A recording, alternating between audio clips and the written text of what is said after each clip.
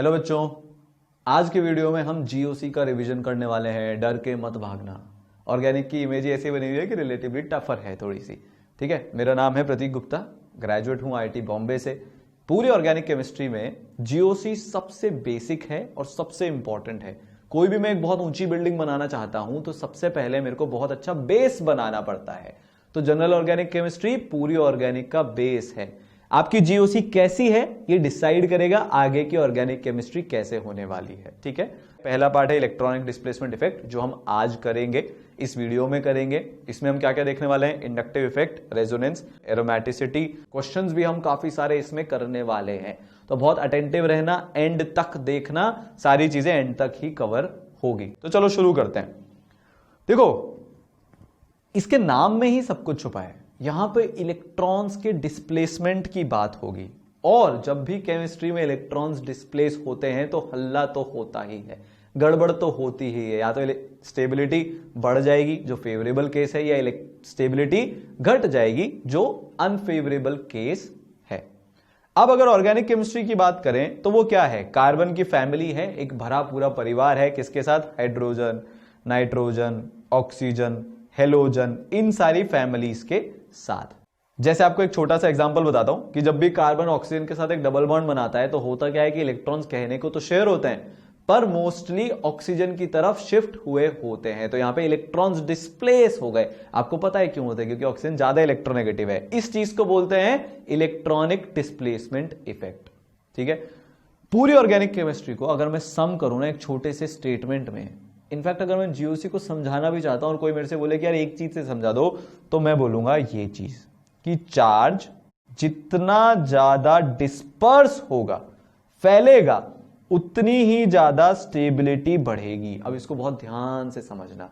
कहीं पे अगर पॉजिटिव चार्ज इकट्ठा हो गया ना कार्बन के पास, तो कार्बन दुखी हो जाएगा। नेगेटिव हो गया तो भी दुखी हो जाएगा। फ्री रेडिकल बन गया तो भी दुखी हो जाएगा, क्योंकि उसको चार्ज नहीं पसंद। वो चुपचाप ये चाहता है यार अपना ऑक्टेट कंप्लीट कर लो शेयरिंग के थ्रू, बाकी तुम जानो, तुम्हारा काम जानो, इसके अलावा मुझे कुछ नहीं चाहिए है।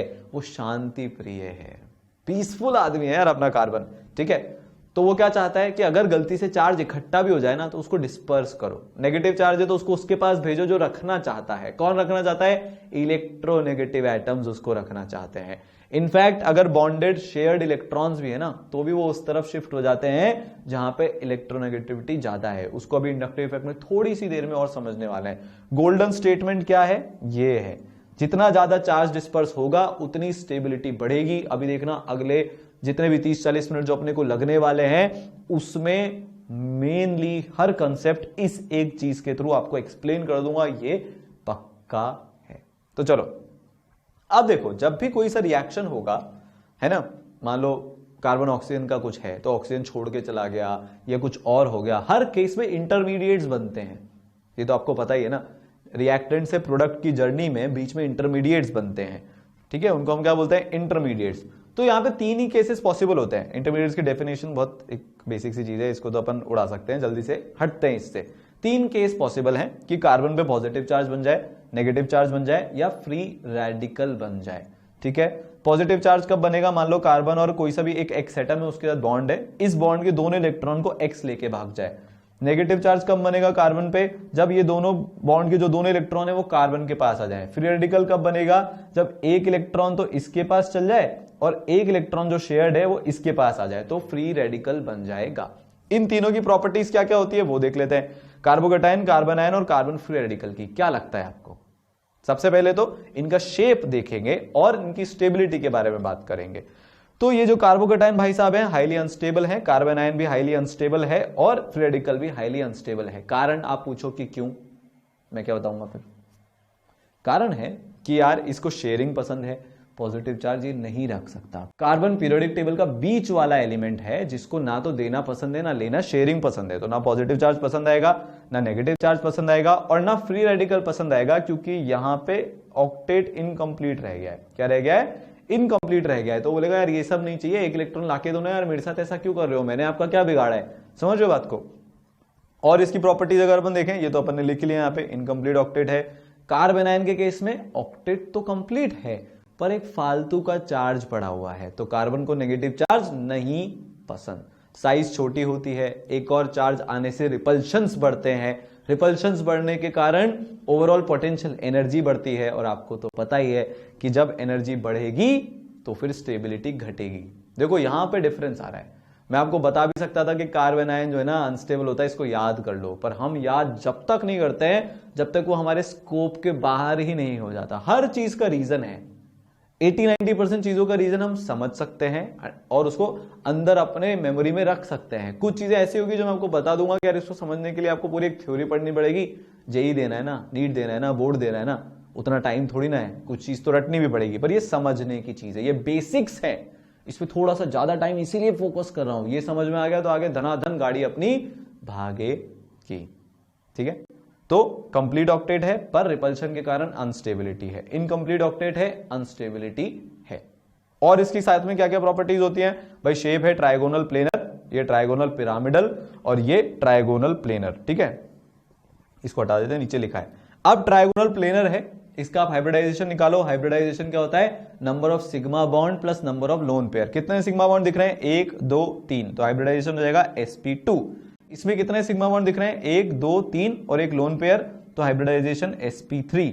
यहां पे क्या दिख रहा है आपको? 1 2 3 पर लोन पेयर नहीं है। ठीक है, ये क्या है? रेडिकल है एक, तो इसका हाइब्रिडाइजेशन भी sp2 होगा, sp3 नहीं होगा। और यहां पे अगर बॉन्ड एंगल की बात करें तो ये तो अपना 120 डिग्री हो जाएगा, ये अपना 109.5 डिग्री के आसपास होगा, अप्रोक्सीमेट एंगल है, थोड़ा सा चेंज आएगा इसमें, और ये भी अपना 120 डिग्री के आसपास का कुछ एंगल होगा। ठीक है, आगे बढ़ते हैं। अब एक बहुत इंपॉर्टेंट बात और कंफ्यूजिंग बात जो बच्चों को करती है वो है भाई, कार्बोकेटायन में तो हमको समझ में आता है कि लुईस एसिड है, कार्बन आयन में भी हमको समझ में आता है कि लोन पेयर डोनेट कर सकता है तो लुईस बेस है। कार्बन फ्री रेडिकल में बच्चे कंफ्यूज हो जाते हैं। सबसे पूछो तो सबसे पहले आंसर निकलता है सर ये तो है ना लुईस एसिड होगा। मैं पूछता हूं क्यों? अब सोचते हैं क्यों होगा। ये डेफिनेशन आपको क्लियर होनी चाहिए। लुईस एसिड का मतलब लोन पेयर एक्सेप्टर, ठीक है। लुईस बेस का मतलब लोन पेयर डोनर। क्या ये लुईस एसिड एक्सेप्ट कर सकता है? कर सकता है, क्योंकि वेकेंट ऑर्बिटल है। ठीक है, क्या ये लोन पेयर दे सकता है? बिल्कुल लोन पेयर दे सकता है। ये ना तो दे सकता है क्योंकि इसके पास लोन पेयर है ही नहीं, ना ये एक्सेप्ट कर सकता है क्योंकि इसके पास वेकेंट ऑर्बिटल नहीं है। तो ये ना तो लुईस एसिड है और ना ही ये लुईस बेस है। वेकेंट ऑर्बिटल नहीं होने के कारण और लोन पेयर नहीं होने के कारण ये कुछ भी नहीं है, ना तो इधर का है ना उधर का है, बीच का है। ठीक है, तो ना इधर, इसलिए हमने यहां पे लिखा है। क्लियर हुआ? पक्का? तो चलो आगे चलते हैं। अब हम पहला इफेक्ट समझेंगे, इंडक्टिव इफेक्ट। अब अपने आंख कान नाक सब खोलने, सुपर फोकस्ड हो जाए यहां पे आप लोग। ठीक है, partial displacement of sigma bond electrons toward more electronegative atom is known as inductive effect. सबसे पहले तो नाम से हम क्या जान सकते हैं? ऑर्गेनिक केमिस्ट्री में नाम से बहुत सारी चीजें पता चल जाती है। इंडक्टिव इफेक्ट मतलब इंड्यूस किया गया इफेक्ट, और यहां पे सबसे इंपॉर्टेंट इंफॉर्मेशन कि ये सिग्मा बॉन्ड में लगता है। ठीक है, सिग्मा बॉन्ड के पार्शियल डिस्प्लेसमेंट। अब देखो, कार्बन ने बॉन्ड बनाया एक ऑक्सीजन के साथ। इन दोनों इलेक्ट्रॉन्स के बारे में, इनकी जिंदगी के बारे में सोचो। आप यार कहां रहना पसंद करते हो? जहां पे आप सबसे ज्यादा स्टेबल हो। तो इलेक्ट्रॉन्स कहां पे रहना पसंद करेंगे? जहां पे न्यूक्लियर चार्ज ज्यादा हो, मतलब पॉजिटिव चार्ज ज्यादा हो। कार्बन और ऑक्सीजन में किसका न्यूक्लियर चार्ज ज्यादा होता है? आपने एक चीज पढ़ी होगी जेड इफेक्टिव करके पीरियोडिक टेबल में, और आपको यह भी पता है कि ऑक्सीजन का जेड इफेक्टिव ज्यादा होता है। एक और नाम हम इस जेड इफेक्टिव को देते हैं, इलेक्ट्रोनेगेटिविटी। दिमाग की बत्ती जली? ये क्या बोल रहा है? ज्यादा इलेक्ट्रोनेगेटिव। आज तक जिंदगी में खुद से ये सवाल पूछा है कि ज्यादा इलेक्ट्रोनेगेटिव का मतलब क्या होता है? अगर आपको रीजन पता है तो वेल एंड गुड, और अगर आपको रीजन नहीं पता है तो आप बहुत ज्यादा चीजें रट रहे हो। मैं फिर से बता रहा हूं, ठीक है, इतनी सारी चीजें नहीं रटनी है यार। जब हमने ई सरल में पढ़ाया, मैंने हर एक पॉइंट पे ये ध्यान रखा है कि आपको रीजन बताऊं। रीजन पे बहुत एम्फेसाइज कर रहा हूं क्योंकि वो लॉन्ग टर्म होता है। बार बार जो रिवीजन करके सर दुखता है ना, हर 15 दिन में इच्छा होती है रिवाइज कर लूं, अरे भूल गया वाली फीलिंग आपके अंदर हमेशा डेवलप्ड रहती है। उससे बचने का तरीका है रीजन। तो ज्यादा इलेक्ट्रोनेगेटिव कौन? जिसकी जेड इफेक्टिव की वैल्यू ज्यादा। तो आपको पता है लेफ्ट टू राइट पीरियड में जाता हूं तो मेरे जेड इफेक्टिव की वैल्यू, न्यूक्लियर चार्ज की वैल्यू बढ़ती है। इलेक्ट्रोनेगेटिविटी को क्या होता है, वो भी बढ़ती है। तो ये वाले जो इलेक्ट्रॉन्स हैं ये किधर रहना पसंद करेंगे, ऑक्सीजन की तरफ शिफ्ट होके रहना पसंद करेंगे, क्योंकि उसकी इलेक्ट्रोनेगेटिविटी ज्यादा है। इस इफेक्ट को क्या बोलते हैं, इस इफेक्ट को बोलते हैं इंडक्टिव इफेक्ट। इसके अलावा और कुछ नहीं होता है, बस बहुत सिंपल है ना। और हम इसको कार्बन के रिलेटिव देते हैं कि कार्बन से कोई इलेक्ट्रॉन खींच रहा है कि कार्बन को इलेक्ट्रॉन दे रहा है। पूरी हमारी जो दुनिया है ऑर्गेनिक केमिस्ट्री में कार्बन के अराउंड घूमती रहती है। जैसे पृथ्वी सूरज के अराउंड घूमती रहती है, हमारी दुनिया भी कार्बन की नजरों से देखते हैं। तो अगर कोई कार्बन से इलेक्ट्रॉन खींचेगा तो उसको बोलेंगे -I। तुम इलेक्ट्रॉन ले रहे हो, माइनस कर रहे हो इलेक्ट्रॉन कार्बन के पास से, तो -I। कोई कार्बन को इलेक्ट्रॉन देगा तो उसको बोलेंगे +I, क्योंकि तुम कार्बन को इलेक्ट्रॉन दे रहे हो। ठीक है, जैसे ये CH3Cl है, इसमें क्या है कि Cl ज्यादा इलेक्ट्रोनेगेटिव एटम है, तो ये इलेक्ट्रॉन अपनी तरफ खींचेगा, तो ये कौन सा ग्रुप हो गया, -I ग्रुप हो गया। तो ऐसे बहुत सारे -I ग्रुप होते हैं, तो उसकी एक पूरी सीरीज होती है पावर वाइज, उसको देख लेते हैं। भाई NF3+, ये सबसे ज्यादा क्यों है, क्योंकि पहले तो नाइट्रोजन खुद भारी इलेक्ट्रोनेगेटिव, उसके ऊपर से आप उसमें फ्लोरीन लगा रखा है जो नाइट्रोजन से उसके इलेक्ट्रॉन्स और ज्यादा खींच लेगा, ऊपर से पॉजिटिव चार्ज भी दे रखा है। तो ये तो यार पराकाष्ठा ही हो गई भाई साहब, आपने क्या हालत कर रखी है उस नाइट्रोजन की, सोचो। पहले तो पॉजिटिव चार्ज, ऊपर से फ्लोरीन, ओहो, इलेक्ट्रोनेगेटिव पे और ज्यादा पॉजिटिव चार्ज, और ज्यादा आप उसको चार्ज से भर रहे हो, तो वो तो कुछ आओ देखेगा ना ताओ, और इलेक्ट्रॉन खींचना भयंकर तरीके से शुरू कर देगा। NR3+ का उससे ज्यादा NH3+ का, ये बच्चों के लिए कंफ्यूजन का पॉइंट होता है। बच्चे पूछते हैं कि सर NR3+ का NH3+ से ज्यादा कैसे, R का तो +I इफेक्ट होता है, तो नाइट्रोजन पे इलेक्ट्रॉन डेंसिटी को बढ़ाएगा, तो NR3+ तो NH3+ से कम होना चाहिए। फिर मैं उनसे बोलता हूं कि बेटा लोगों, R जो होता है ना, R जो अपना होता है वो बल्कि होता है। क्या होता है, बल्कि। क्या होता है, बल्कि। क्या होता है, बल्कि। बल्कि होने से यहां पे रिपल्शन लगने लग जाते हैं। रिपल्शन लगने से जो परसेंटेज एस कैरेक्टर है वो बढ़ जाता है। सर ये क्या बोल रहे हो आप, रिपल्शन लगने से परसेंटेज एस कैरेक्टर कैसे बढ़ेगा? भैया केमिकल बॉन्डिंग पढ़ा है ना, तो जब रिपल्शन लगेगा तो बॉन्ड एंगल बढ़ेगा, और जब आपको पता है बॉन्ड एंगल बढ़ेगा इसका मतलब परसेंटेज एस कैरेक्टर भी बढ़ेगा, और अगर परसेंटेज एस कैरेक्टर बढ़ेगा तो इलेक्ट्रोनेगेटिविटी भी बढ़ेगी। क्यों? क्योंकि परसेंटेज एस कैरेक्टर का मतलब आपके पास एस ऑर्बिटल के कैरेक्टर्स हैं। एस ऑर्बिटल का खास बात क्या होती है कि वो पेनिट्रेशन पावर ज्यादा रखता है, और जितनी ज्यादा पेनिट्रेशन पावर उतनी ज्यादा इलेक्ट्रोनेगेटिविटी, इसीलिए इसका ऑर्डर ऐसा आता है। तो लाइफ में कंफ्यूजन नहीं रखने का। और उसके बाद तो बहुत सिंपल सी सीरीज है, Na2CN SO3 H CHO and so on and so forth। ये वाले ऑर्डर को भी थोड़ा सा आप ध्यान रखें, यहां पे भी जनरली कंफ्यूजन हो जाता है कि NH2PH और C+C में कंफ्यूजन बच्चों को हो जाता है। इसको भी आपको याद करना है, ये याद करने वाली चीज है क्योंकि प्योरली एक्सपेरिमेंटल है। इसका मैं आपको कोई रीजन दे भी दूंगा वो इस केस में वैलिड हो जाएगा, अगले में नहीं होगा। एक्सपेरिमेंट करके वैल्यू नाप नाप के ये लिखा है, ठीक है। आगे बढ़े तो ये -I सीरीज हो गई। अब इसके बाद अपन देखेंगे +I सीरीज। +I सीरीज का भी ऑर्डर ये है, आप चाहें तो वीडियो पॉज करके इसका एक स्क्रीनशॉट भी ले लो ताकि आपके पास ये रहे यहाँ पे, ठीक है ना। +I सीरीज में अब आप देखो C-, N- और O-, कौन ज्यादा अच्छे से डोनेट करेगा यार, ये बताओ। क्या कार्बन को नेगेटिव चार्ज उतना पसंद है क्या जितना नाइट्रोजन को है? नहीं। क्या नाइट्रोजन को नेगेटिव चार्ज उतना पसंद है क्या जितना ऑक्सीजन को है? अरे बिल्कुल नहीं। क्यों? क्योंकि ऑक्सीजन की इलेक्ट्रोनेगेटिविटी नाइट्रोजन से ज्यादा, उसकी कार्बन से ज्यादा, और जितनी ज्यादा इलेक्ट्रोनेगेटिविटी अभी देखा था उतनी ही ज्यादा इच्छा नेगेटिव चार्ज को अपने पास रखने की। तो ये तो नेगेटिव चार्ज संभाल सकता है, इसलिए आराम आराम से देगा।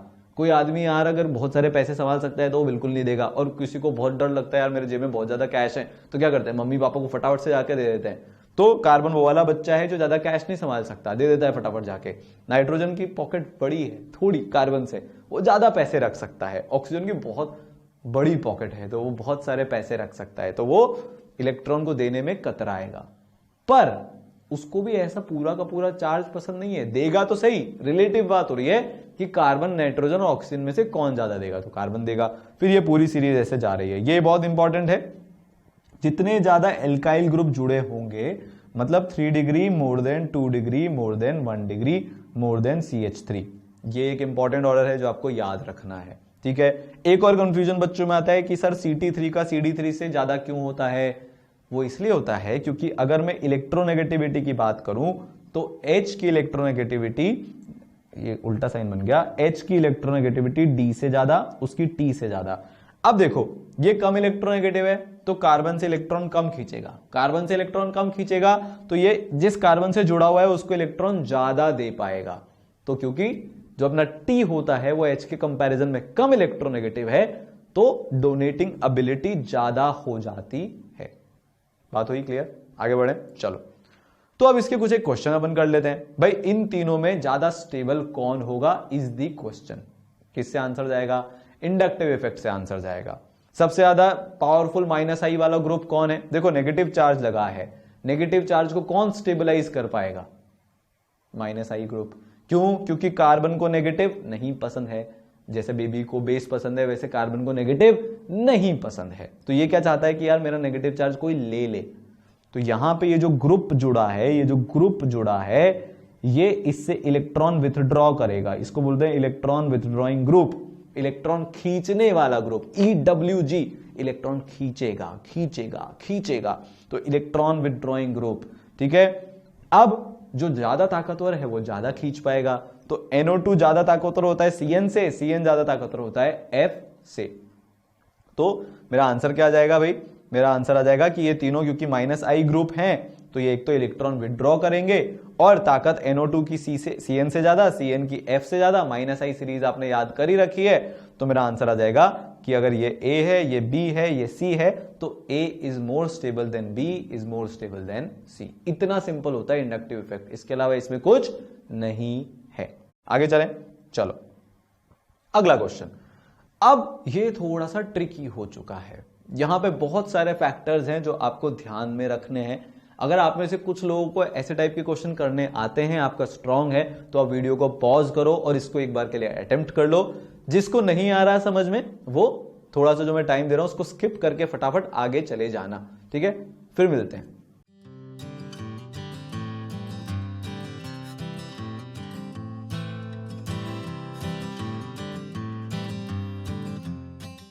तो यार ये क्वेश्चन लेने का पॉइंट था आपको एक धमाकेदार रूल सिखाने का जिससे आप इंडक्टिव का कोई क्वेश्चन गलत नहीं करोगे, ठीक है।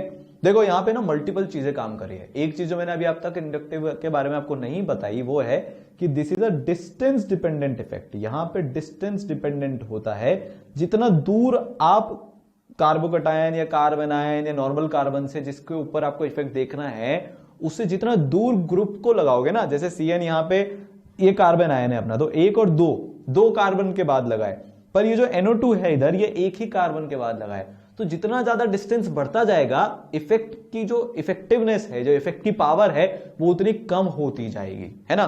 तो एक ये मैटर चीज करती है। दूसरी मैटर ये चीज करती है कि नंबर ऑफ ग्रुप्स पे भी मैटर करता है बहुत कुछ, है ना।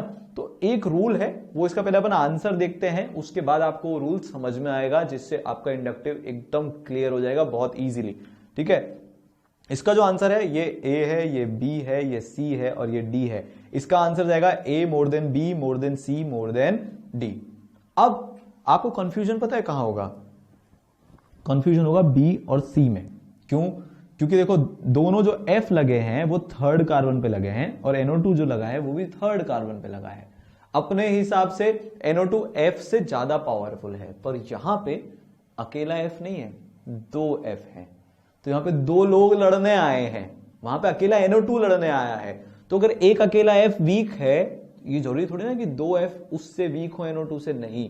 तो एक बहुत सिंपल सा रूल है, जो रूल कहता है DNP, इस ऑर्डर में देखना है। D का मतलब डिस्टेंस, डिस्टेंस सबसे पावरफुल है। अगर कोई ग्रुप दूर लगा है तो उसकी पावर बहुत कम हो जाएगी। जैसे ये NO2 और ये NO2, इसमें से ज्यादा स्टेबलाइज कौन करेगा? ज्यादा स्टेबलाइज करेगा A वाला NO2 क्योंकि वो पास में लगा है। C वाले केस में NO2 दूर है तो उसकी पावर कम हो गई है।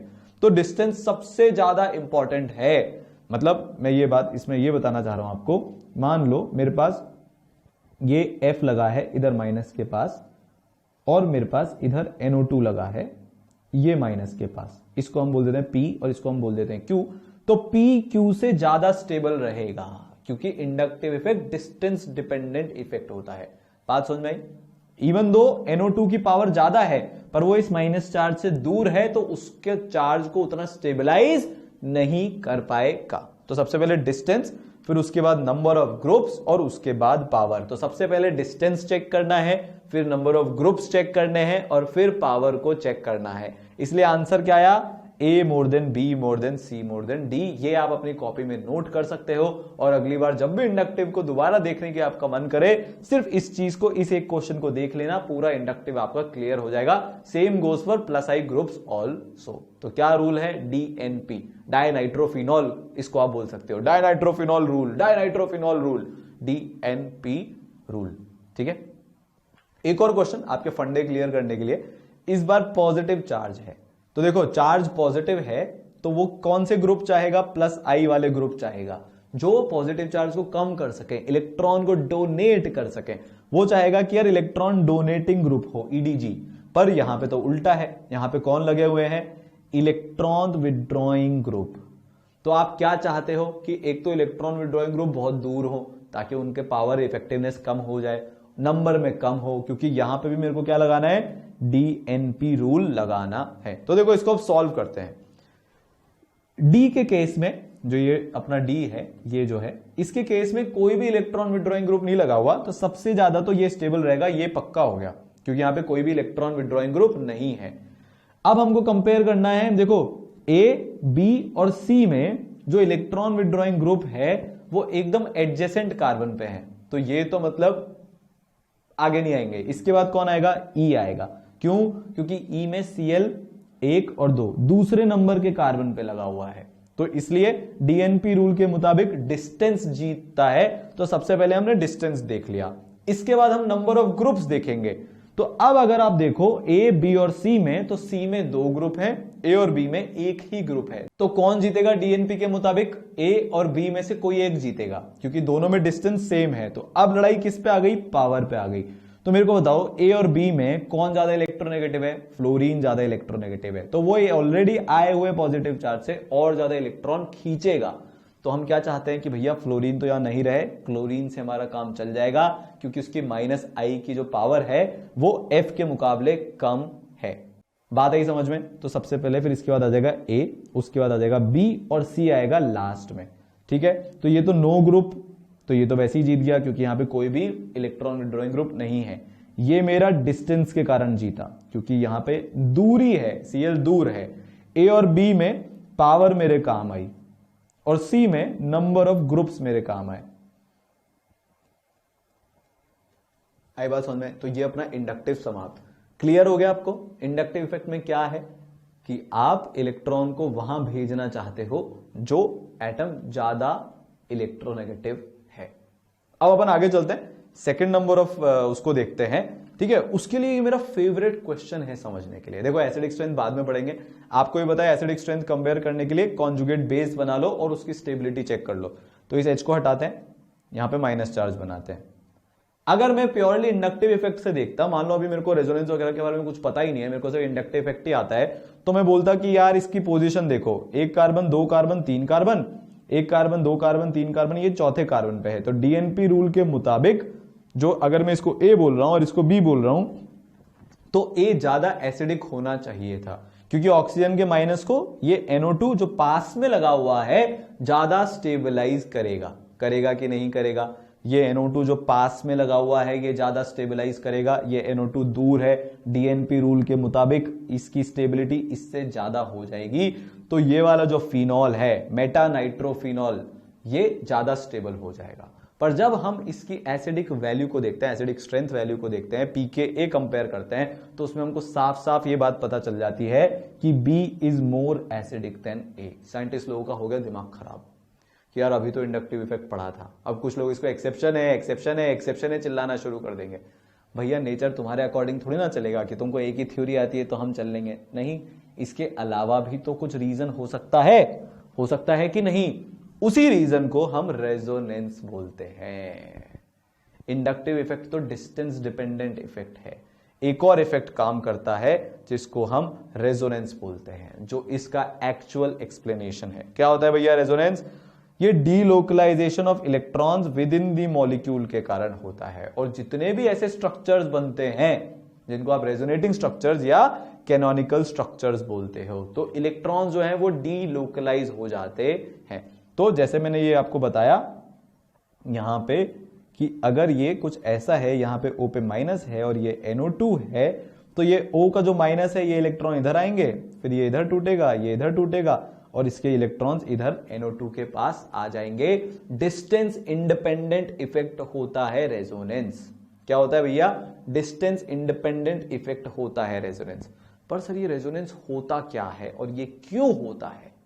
सबसे पहला सवाल जिंदगी में क्या पूछना चाहिए कि ये चीज क्यों हो रही है, क्यों हो रही है, क्यों हो रही है। अब देखो इसको समझते हैं। तो ये देखो बेंजीन है, ठीक है, और अभी एक बार पूरा बना लेते हैं।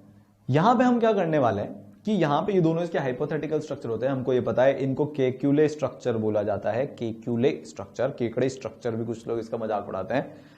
हम पूरा फोकस ये 1,6 कार्बन पे, 1 और 6 कार्बन पे करेंगे। अगर मान लो इन दोनों के बीच में सिर्फ डबल बॉन्ड होता तो थ्योरेटिकली हमको पता है कि कार्बन डबल बॉन्ड कार्बन की बॉन्ड लेंथ 1.34 एंगस्ट्रॉम होती है।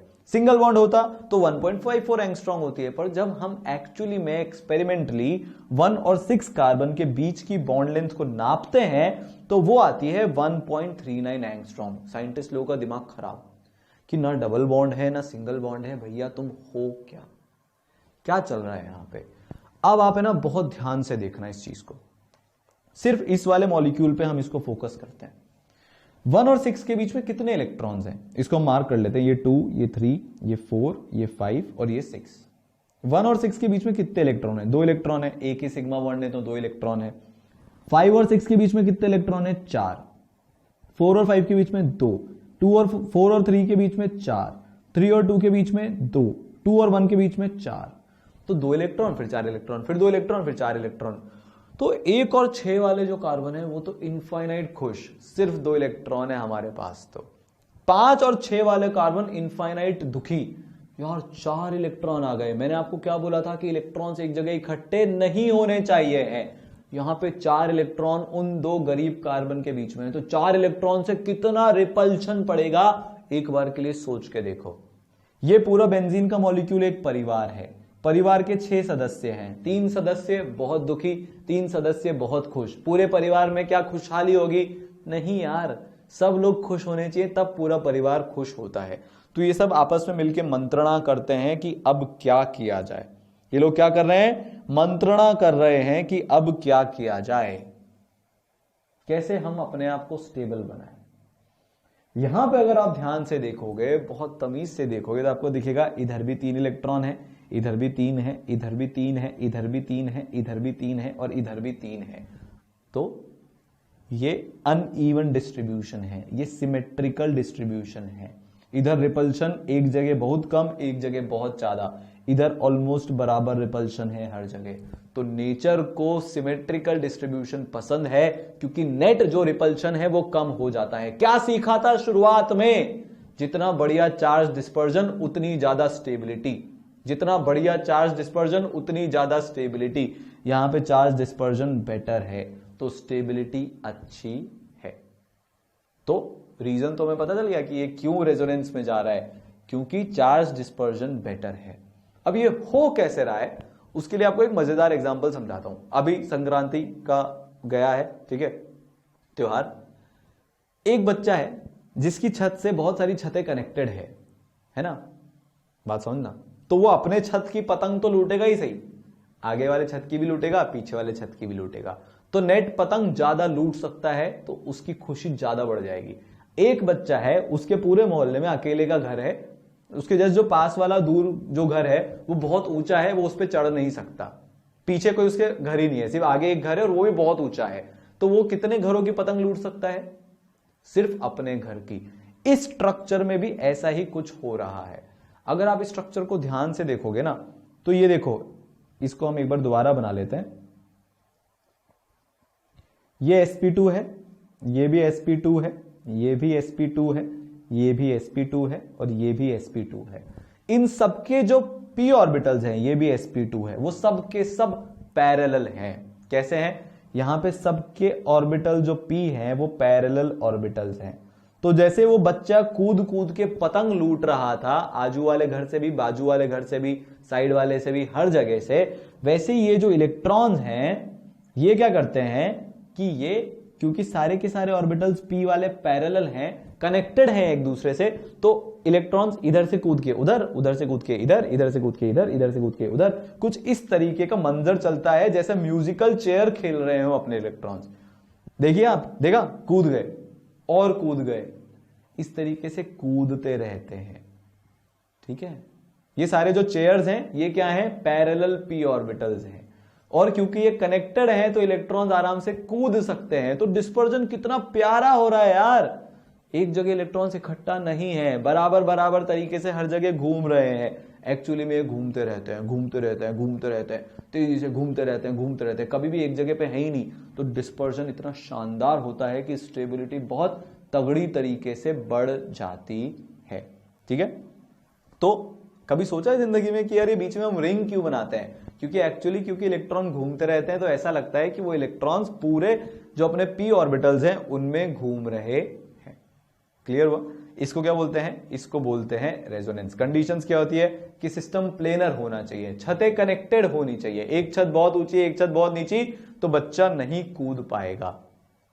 पाई इलेक्ट्रॉन्स के ट्रांसफर के लिए सिस्टम प्लेनर होना चाहिए और कॉन्जुगेशन में होना चाहिए। छतें कनेक्टेड है, मान लो एक छत तो मेरी ये है, दूसरी छत ये है, बीच में खाई है या कुछ और है, क्या बच्चा यहां कूद के जा सकता है क्या? नहीं। स्पाइडरमैन तो है नहीं कि ऐसे जाल फेंका और कूद के आ गया।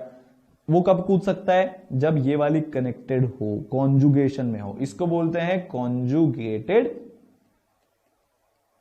और इसको बोलते हैं नॉन कॉन्जुगेटेड। ठीक है, तो सिस्टम कॉन्जुगेशन में होना चाहिए। पैरेलल p ऑर्बिटल्स रिक्वायर्ड हैं, वरना काम नहीं होगा। ये दो कंडीशंस हैं रेजोनेंस की, जिनको फुलफिल करना ही पड़ेगा।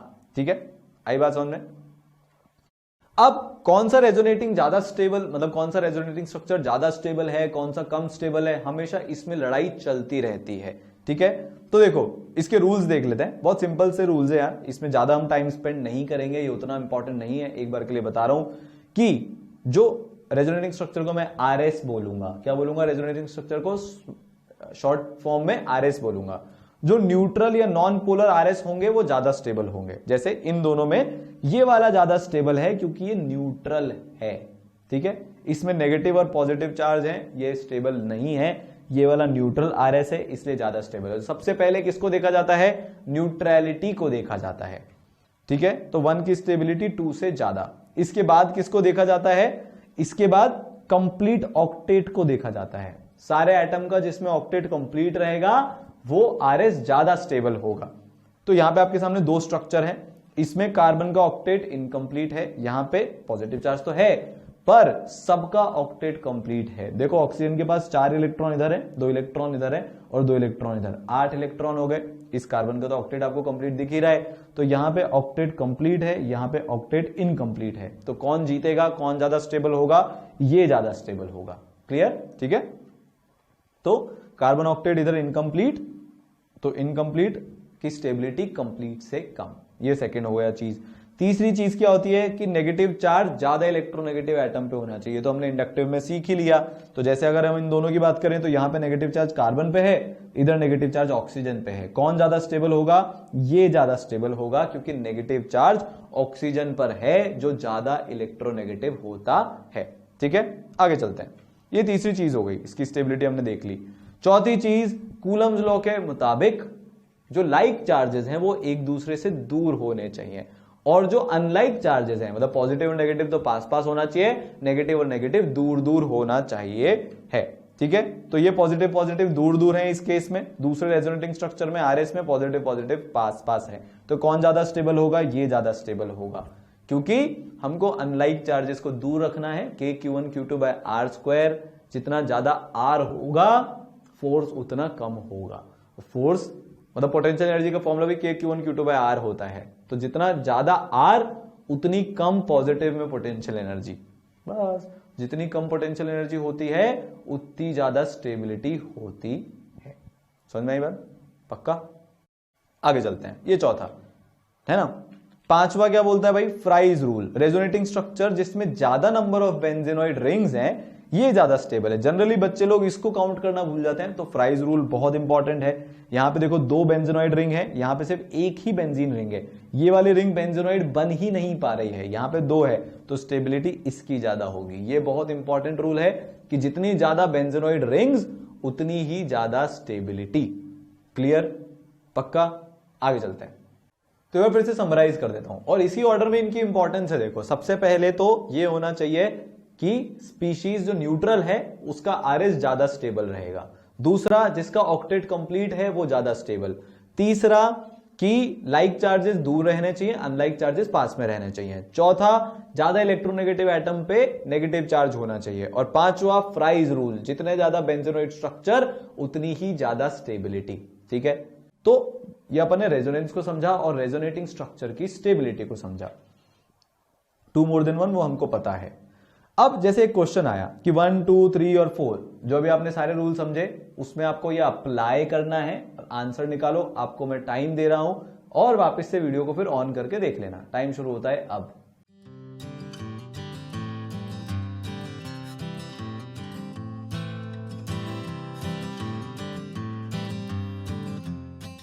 चलो देखो रूल लगाते हैं। सबसे पहले तो कि न्यूट्रल होना चाहिए, तो ये न्यूट्रल है तो 1 तो सबसे ज्यादा स्टेबल रहेगा। दूसरा रूल बोलता है कि ऑक्टेट कंप्लीट होना चाहिए। यहां पे ऑक्टेट इनकम्प्लीट है, यहां पे भी ऑक्टेट इनकम्प्लीट है, तो 3 और 4 तो गए। 2 में ऑक्टेट कंप्लीट है, ये वाले ऑक्सीजन का भी ऑक्टेट कंप्लीट, इस वाले ऑक्सीजन का भी ऑक्टेट कंप्लीट, तो 2 ज्यादा स्टेबल है। 3 और 4 में ऑक्सीजन इलेक्ट्रोनेगेटिव एटम के ऊपर नेगेटिव चार्ज है, इस केस में कार्बन पे नेगेटिव चार्ज है और ऑक्सीजन पे पॉजिटिव चार्ज है। रूल क्या बोलता है कि नेगेटिव चार्ज ज्यादा इलेक्ट्रोनेगेटिव पे होना चाहिए। तो अगर मैं इसकी स्टेबिलिटी का ऑर्डर लिखूंगा तो 1 more than 2 more than 3 more than 4। तो ये तो अपना रूल नंबर 1 से आंसर आ गया। फिर ये अपना किससे आंसर आया, रूल 2 से। ये अपना रूल 3, ये वाला रूल 4 है और ये वाला भी रूल 4 से अपना आंसर आया। बस इन चारों रूल को आप याद रखो, आपका बहुत इजीली जो है काम चल जाएगा। आगे चलते हैं। अब एक और चीज होती है इक्विवेलेंट रेजोनेटिंग स्ट्रक्चर। क्या होता है भाई इसमें, जैसे ये स्क्वेरिक एसिड है, ठीक है, स्क्वेरिक एसिड है, जब मैं इसकी दोनों H हटा दूंगा, तो इधर माइनस चार्ज आएगा, इधर माइनस चार्ज आएगा। जब मैं इसके रेजोनेटिंग स्ट्रक्चर बनाऊंगा, अभी देखना आप, जब मैं इसके रेजोनेटिंग स्ट्रक्चर बनाता हूं तो ये वाले इसके रेजोनेटिंग स्ट्रक्चर बनेंगे भाई, ये बॉन्ड के इलेक्ट्रॉन इधर टूटेंगे, ठीक है, तो ये वाला बॉन्ड इधर से टूट जाएगा, तो ऐसा कुछ स्ट्रक्चर बनेगा। एक और स्ट्रक्चर ऐसा बनेगा, एक और स्ट्रक्चर ऐसा बनेगा। रेजोनेटिंग स्ट्रक्चर ऐसे ही तो बनाते हैं, बॉन्ड तोड़ते जाओ और आगे शिफ्ट करते जाओ। इन चारों को अगर आप देखोगे तो ये एग्जैक्टली सेम है, इनमें कोई फर्क नहीं है। ऑक्सीजन का चार्ज उठ के ऑक्सीजन पे जा रहा है, ऑक्सीजन का चार्ज उठ के ऑक्सीजन पे जा रहा है, ऑक्सीजन का चार्ज उठ के ऑक्सीजन पे जा रहा है, एकदम सेम। इन रेजोनेटिंग स्ट्रक्चर को बोला जाता है इक्विवेलेंट रेजोनेटिंग स्ट्रक्चर। अभी जब हम एसिडिक और बेसिक स्ट्रेंथ पढ़ेंगे ना, वहां पे ये इक्विवेलेंट रेजोनेटिंग स्ट्रक्चर का बहुत ज्यादा यूज आने वाला है, इसलिए मैंने आपको जस्ट यहां पे बता दिया। एक वहां पे हम एहरी कंसेप्ट पढ़ेंगे, क्या होता है, कैसा होता है, एक रामबाण है सारी चीजों को सही करने के लिए, वो वहीं पे देखेंगे जब इसका पार्ट 2 आएगा, जीओसी का जो पार्ट 2 आएगा। ठीक है, बात समझ में आ रही है आपको? तो ये बोला जाता है इसको इक्विवेलेंट रेजोनेटिंग स्ट्रक्चर। आगे चलते हैं। अब देखने वाले हैं हम एरोमेटिसिटी। एक स्पेशल कंडीशन होती है, इसको भी है ना, मेरा फेवरेट तरीका है एक सवाल से समझाने का। देखो अगर मेरे को ये डबल बॉन्ड के ऊपर हाइड्रोजन लगाने हैं, तो जब भी पाई बॉन्ड टूट के सिग्मा बॉन्ड बनता है तो एनर्जी रिलीज होती है। तो जब मैं इसका देखूंगा ना डेल्टा H, तो -28.6 किलो जूल पर मोल आएगा। ये डेल्टा H वगैरह को छोड़ो, इतनी सी बात समझिए कि एनर्जी रिलीज होगी, और उस एनर्जी जितनी रिलीज हुई उसका वैल्यू है 28.6। नेचुरल सी बात है, जब मैं 2 पाई बॉन्ड्स के ऊपर H2 को डालूंगा तो डबल एनर्जी रिलीज होनी चाहिए। एक के ऊपर 28.6 तो 2 के ऊपर भी कितनी होनी चाहिए, सोचो 57.2, 28.6 इंटू 2। चलो देख लेते हैं हाइड्रोजन लगा के कितनी रिलीज हो रही है। यार -57.2 की जगह -55.4 क्यों हुई?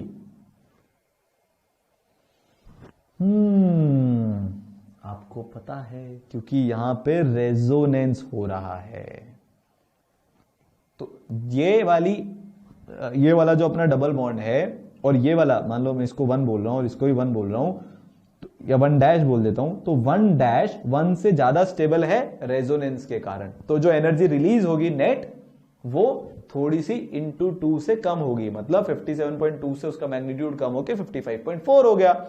अब मान लो मैं ये केस कर देता हूं, मैं फिर से 3H2 के साथ इसका रिएक्शन करवा रहा हूं, मेरा फिर से यही बन रहा है साइक्लोहेक्सेन, बेंजीन से साइक्लोहेक्सेन, तो मैं ये एक्सपेक्ट करूंगा कि यार -28.6 इंटू 2 इंटू 3 कर लेता हूं, ये जितना भी आएगा मेरे सबसे करीब -85.8 आना चाहिए। ठीक है, चलो इससे मैं 5 किलो जूल पर मोल की एनर्जी और कम कर लेता हूं, क्योंकि स्टेबिलिटी और बढ़ गई है, रेजोनेंस थोड़ा सा और अच्छा लगने लगा है, और कम कर लूं तो भी -70 किलो जूल पर मोल के करीब आनी चाहिए। आप समझ रहे हो मैं क्या बोल रहा हूं भाई, बहुत स्टेबिलिटी बढ़ गई, 3 पाई बॉन्ड में रेजोनेंस हो रहा है, तो जितनी हम एक्सपेक्ट कर रहे हैं थ्योरेटिकली उससे 15 किलो जूल पर मोल और कम आ जाए। पर जब मैं डेटा देखता हूं ना तो हक्का बक्का रह जाता हूं, पागल हो जाता हूं एकदम, यार ये कैसे हो सकता है। साइंटिस्ट लोगों का भी यही हाल हुआ, जितनी एनर्जी इस केस में रिलीज हुई जब मैंने 2 पाई बॉन्ड को तोड़ के सिग्मा बॉन्ड बनाया हाइड्रोजन के साथ, उससे भी कम एनर्जी रिलीज हुई 3 पाई बॉन्ड के केस में। तो ये जादू कैसे हुआ? इसका तो सिंपल सा मतलब यही है कि ये वाला जो कंपाउंड है ये एक्स्ट्रा स्टेबल है, इतना स्टेबल है, इतना स्टेबल है, कुछ तो इसमें जादू हो रहा है, और जो जादू इस चीज को स्टेबल बना रहा है ना उसको हम बोलते हैं एरोमेटिसिटी। ये कंपाउंड एक्चुअली में एरोमेटिक हो गया है, इसमें इतना शानदार रेजोनेंस हो रहा है, इससे कई गुना ज्यादा। ठीक है, बस तो बहुत सिंपल है। अब हमारा काम यह है कि चेक करना कि कब एरोमेटिक होगा और कब नहीं होगा। उसके लिए हकल्स रूल को हम काम में लेने वाले हैं। आप इसके बारे में सब कुछ जानते हो। सबसे पहले तो प्लेनरिटी होना चाहिए, वो तो रेजोनेंस की कंडीशन है। एंटी एरोमेटिक के लिए भी प्लेनर होना चाहिए, नॉन एरोमेटिक के लिए नॉन प्लेनरिटी होनी चाहिए। sp3 कार्बन कहीं ना कहीं पे घुस के बीच में पड़ा हुआ होना चाहिए है। ठीक है, कंप्लीट साइक्लिक रेजोनेंस या कॉन्जुगेशन होना चाहिए एरोमेटिसिटी के लिए। एंटी एरोमेटिक के लिए भी सेम चीज होनी चाहिए, और नॉन एरोमेटिक में क्योंकि बीच में sp3 है तो ये प्लेनर हो ही नहीं सकता, sp3 प्लेनर होता ही नहीं है, तो कंप्लीट कॉन्जुगेशन नहीं होता। क्या नहीं होता? कंप्लीट कॉन्जुगेशन नहीं होता नॉन एरोमेटिक के केस में। हकल्स रूल बोलता है कि 4n पाई प्लस 2 इलेक्ट्रॉन्स होने चाहिए, या 4n प्लस 2 पाई इलेक्ट्रॉन्स होने चाहिए हैं, जहां पे n की वैल्यू 0 से इंफिनिटी है। मतलब अगर 2 पाई इलेक्ट्रॉन्स भी होंगे और वो कंप्लीटली कॉन्जुगेटेड हैं एक साइक्लिक स्ट्रक्चर में, तो कंपाउंड एरोमेटिक हो जाएगा। एंटी एरोमेटिक के लिए 4n पाई इलेक्ट्रॉन्स होने चाहिए, मतलब हकल्स रूल फॉलो नहीं होना चाहिए, जहां पे n 0 नहीं हो सकता। 0 इलेक्ट्रॉन्स तो फिर तो कोई केस ही नहीं बनता ना। पाई इलेक्ट्रॉन्स की बात हो रही है, सिग्मा इलेक्ट्रॉन्स की बात नहीं हो रही है, कंफ्यूजन में नहीं रहना है, पाई इलेक्ट्रॉन्स की बात हो रही है।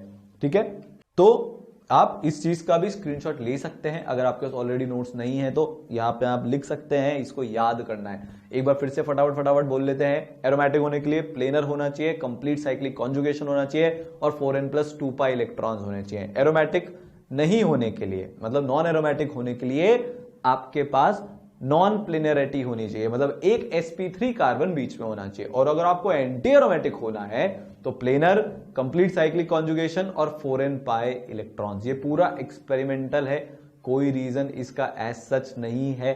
हाई थ्योरीज में जाएंगे अगर हम एमओटी वगैरह के थ्रू तो रीजन निकल सकता है, पर पता तभी चला था जब एक्सपेरिमेंट्स हुए थे। तो इसको हम उतना डिटेल में नहीं समझते हैं। मतलब बच्चों का जनरली ये डाउट रहता है कि सर देखो रेजोनेंस तो हो ही रहा है ना एंटी एरोमेटिक के केस में भी, तो वो एमओटी वगैरह को समझ के फिर समझ में आता है। बहुत लंबी चौड़ी कहानी है, समय की कमी होने के कारण हम उस पार्ट को जनरली इग्नोर करते हैं। ठीक है, एकदम इसमें देखो ट्रांसपेरेंसी है यार, जो चीज नहीं है समझने की वो नहीं है, उल्टी सीधी थ्योरी बता के कंफ्यूज नहीं करना है और ना ही होना है। ये चीज याद करने की है, इसको आप याद कर लो। जैसे एक क्वेश्चन, अब ये बताओ ये एरोमेटिक है कि नहीं है। सबसे पहले तो क्या ये प्लेनर है? प्लेनर है, बिल्कुल है। ठीक है, प्लेनर कैसे है सर? यहां पे तो ये sp3 है ऑक्सीजन, क्योंकि 2 सिग्मा बॉन्ड और 1 लोन और 2 लोन पेयर, तो sp3 सिर्फ कहने का ही ये sp3 है भैया, क्योंकि इसके ये वाला जो लोन पेयर है ये इन्वॉल्व है कॉन्जुगेशन में।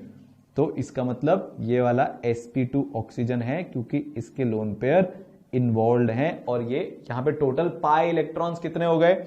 2 तो ये वाले, 2 ये वाले और 2 ये वाले, 6 पाई इलेक्ट्रॉन्स। तो ये क्या हो जाएगा? ये अपना प्लेनर हो जाएगा, एरोमेटिक भी हो जाएगा। ये टिक किसके लिए है? प्लेनैरिटी के लिए। ये प्लेनर है।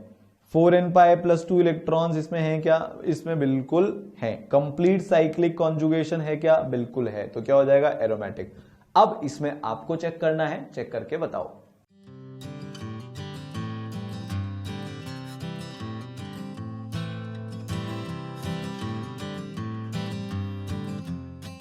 तो आपने सब कुछ चेक कर ही लिया होगा। क्या ये प्लेनर है? प्लेनर है क्योंकि ये sp2 है। बहुत ही बढ़िया। क्या 4n पाई प्लस 2 इलेक्ट्रॉन्स है?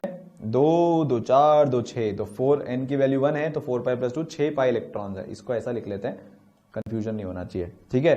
क्या ये साइक्लिक है? दिख रहा है भैया साइक्लिक है, तो आंसर हो गया यस। बस। तो 6 पाई इलेक्ट्रॉन्स है, ये भी हो गया अपना एरोमेटिक। मान लो अगर मैं इसकी बात करूं तो ये साइक्लिक भी है, प्लेनर भी है, पर यहां पे 4n इलेक्ट्रॉन्स है, तो ये क्या हो जाएगा?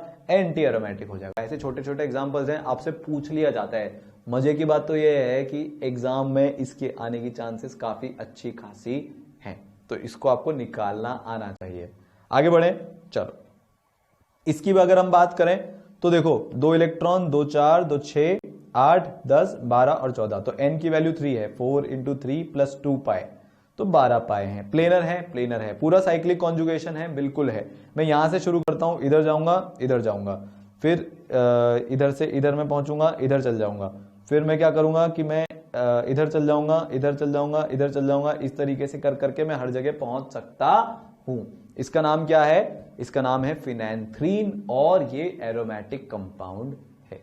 एक फन फैक्ट आपको बता दूं, दुनिया में जितना भी कार्बन है उसका 20% से ज्यादा हिस्सा इस तरीके से पॉली एरोमेटिक रिंग के फॉर्म में एग्जिस्ट करता है। इसका कोर्स से कोई लेना देना नहीं है, जैसे एक फन फैक्ट है। आपको लग रहा होगा कि यार ये कितना कम मिलता है, नहीं, यूनिवर्स में कार्बन इस फॉर्म में बहुत ज्यादा मिलता है। ठीक है, आगे चलते हैं। अब ये बहुत एक स्पेशल स्ट्रक्चर है, दिखने में लगता है ऐसा, होने में होता है ऐसा। इससे आपको एरोमेटिक की पावर पता चलती है। एक न्यूट्रल स्पीशीज बर्दाश्त कर लेती है एक चार्ज स्पीशीज बनना सिर्फ इसीलिए कि वो एरोमेटिक हो जाए। एरोमेटिक कैसे है? 2 इलेक्ट्रॉन्स हैं, साइक्लिक है, कंप्लीट कॉन्जुगेशन है, 4n पाई प्लस 2 इलेक्ट्रॉन्स का रूल वैलिड हो रहा है, हकल्स रूल, तो ये हो गया अपना एरोमेटिक। ये है एरोमेटिक की पावर। तो इस तरह के कंपाउंड्स आपको दिए जा सकते हैं, दिया हुआ होगा ये, पूछेंगे एरोमेटिक, आप सीधा सोचोगे कि यार इसमें से सिर्फ 2 ही इलेक्ट्रॉन्स हैं, कोई कॉन्जुगेशन के लिए यहाँ पे है नहीं, और आगे बढ़ जाओगे। इस तरह के कंपाउंड में ध्यान रखना, जैसे इसी का भाई बंधु होता है ऐसा कंपाउंड, यहाँ पे ये और यहाँ पे डबल बॉन्ड, ये भी ऐसा ही है, इधर टूट जाएगा, माइनस चार्ज आ जाएगा, प्लस चार्ज आ जाएगा। समझ में आ रही है क्या बात? क्या यहाँ पे हो रहा है? क्या हलचल हो रही है? कुछ कुछ हो रहा है क्या? समझो, देखो, दिल में उतारो। ठीक है, तो ये हमारी बात हुई किसकी? एरोमेटिक की। आगे बढ़ते हैं। नेक्स्ट हम देखने वाले हैं मेसोमेरिक इफेक्ट या रेजोनेंस इफेक्ट। जैसे इंडक्टिव इफेक्ट होता है, तो वो इफेक्ट जो रेजोनेंस के कारण अराइज हो रहा है, जहां पे पाई इलेक्ट्रॉन्स आपस में उछल कूद के खेल लेते हैं, ट्रांसफर हो जाते हैं, डिस्पर्स हो जाते हैं, चार्ज डिस्पर्जन, वो होता है रेजोनेंस इफेक्ट, मेसोमेरिक इफेक्ट। तो एटम और ग्रुप जो डोनेट करते हैं या विड्रॉ करते हैं इलेक्ट्रॉन को एक कॉन्जुगेटेड सिस्टम में, रेजोनेंस के द्वारा कहा जाता है उस इफेक्ट को मेसोमेरिक इफेक्ट। वो शो क्या करते हैं? रेजोनेंस या मेसोमेरिक इफेक्ट। ठीक है, तो जो ग्रुप -m इफेक्ट शो करते हैं वो होते हैं NO2, CN, SO3H। अच्छा, ये डिक्रीजिंग पावर में है, मतलब NO2 की पावर CN से ज्यादा, CN की SO3H से, फिर CHO, COR, ऐसे करके ये डिक्रीजिंग ऑर्डर में ग्रुप है। तो आप इसको भी याद कर सकते हो। इसका अगर आप एक नमूना देखना चाहते हो तो अपन एक काम करते हैं कि यहां पे डबल बॉन्ड C और इधर NO2 और इधर C पे माइनस, इसका अगर हम स्ट्रक्चर बनाएं तो वो कैसा बनेगा? Resonating structure. ये माइनस चार्ज इधर, ये वाला बॉन्ड इधर टूटेगा, ठीक है, तो यहां पे प्लस आएगा, ये माइनस चार्ज इधर जाएगा, तो इसका रेजोनेटिंग स्ट्रक्चर कैसा हो जाएगा? C डबल बॉन्ड C पे माइनस और वो NO2। और अगर हम इसको फर्दर ब्रेक कर लें तो और आपको एक ब्यूटीफुल चीज दिखाता हूं। यहां पे इस पे डबल बॉन्ड O होता है, इसने इसको इस तरह से कोऑर्डिनेट बॉन्ड के थ्रू दिया होता है, तो ये माइनस चार्ज इधर जाएगा, ये इधर जाएगा, यहां पे तो प्लस है ही सही, तो ये कैसा बनेगा फाइनली, वो आपको दिखाते हैं। यहां पे आ जाएगा O पे माइनस, यहां पे बन जाएगा डबल बॉन्ड और ये आ जाएगा प्लस। तो इस तरीके से इन्होंने पाई बॉन्ड में आपस में खेलते हुए जो माइनस चार्ज कार्बन के ऊपर था वो माइनस चार्ज ऑक्सीजन के ऊपर पहुंचा दिया। तो आपने बेचारे गरीब का नेगेटिव उठा के सेकंड मोस्ट इलेक्ट्रोनेगेटिव एटम पे डाल दिया।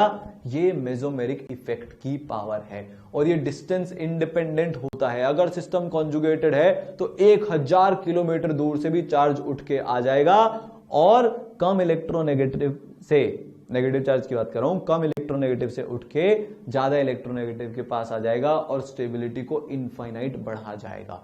ये पावर है मेसोमेरिक इफेक्ट की।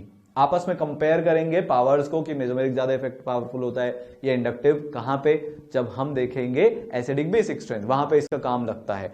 अभी के लिए इंपॉर्टेंट बात जो समझने की है वो है कि ये डिस्टेंस इंडिपेंडेंट है। दोबारा से बोल रहा हूं, अब देखो क्या यहां पे चार्ज डिस्पर्स हुआ? क्या बिल्कुल हुआ, कम इलेक्ट्रोनेगेटिव से ज्यादा। तो जीओसी का मतलब क्या है? Charge dispersion. चार्ज डिस्पर्स कर डाला तो लाइफ झिंगा लाला। वापस से बोलते हैं, चार्ज डिस्पर्स कर डाला तो जिंदगी झिंगा लाला, लाइफ झिंगा लाला, मजा आ जाएगा। तो ये माइनस एम इफेक्ट है। कुछ ग्रुप ऐसे हैं जो प्लस एम इफेक्ट शो करते हैं। अच्छा, एक बार फिर से उसके पीछे जाते हैं। माइनस एम इफेक्ट का मतलब क्या होता है? जो इलेक्ट्रॉन को विथड्रॉ करेंगे। आपको समझ में आया ना NO2 विथड्रॉ क्यों कर रहा है? क्योंकि नाइट्रोजन की हालत खराब है। नाइट्रोजन को मैंने क्या कर रखा है कि दो ऐसे ग्रुप के साथ जोड़ रखा है जो खुद बहुत ज्यादा इलेक्ट्रोनेगेटिव है। ऑक्सीजन नाइट्रोजन से ज्यादा इलेक्ट्रोनेगेटिव होता है, तो यहां पे डेल प्लस आ जाएगा। तो नाइट्रोजन पहली बात तो कार्बन से ज्यादा इलेक्ट्रोनेगेटिव, उसके ऊपर से उसके ऊपर डेल प्लस, तो वो बहुत भूखा है इलेक्ट्रॉन्स का, उसको इलेक्ट्रॉन्स चाहिए। ठीक है, आतामाजी सटकली हो रखा है इसके साथ, इसकी सटकी हुई है कि मेरे को तो इलेक्ट्रॉन्स दो। सेम फॉर CN, कार्बन को मैंने नेगेटिव इलेक्ट्रोनेगेटिव नाइट्रोजन के साथ जोड़ रखा है, वो भी ट्रिपल बॉन्ड से। तो पहले तो आप sp हाइब्रिड, ऊपर से आप नाइट्रोजन के साथ ट्रिपल बॉन्डेड हो, तो बहुत भयंकर डेल प्लस आएगा। SO3H में सल्फर के साथ सेम है, CHO में कार्बन। तो ये पूरा आप जो देख रहे हैं उसमें सेम ही चल रहा है कि आपने कार्बन को या किसी दूसरे एटम को उससे ज्यादा इलेक्ट्रोनेगेटिव एटम के साथ मल्टीपल बॉन्ड्स के थ्रू जोड़ रखा है। तो वो कैसे ग्रुप बन जाते हैं? -m ग्रुप बन जाते हैं। बच्चों का डाउट होता है सर मैं कैसे पहचानूंगा कौन -m है और कौन +m है? तो आप कुछ इस तरीके से पहचानोगे। क्लियर? ठीक है, आगे चलते हैं। अगला है +m ग्रुप। +m ग्रुप में ये वाले हैं, भैया डोनेट कर सकता है, ये भी कर सकता है, ये भी कर सकता है, so on and so fourth.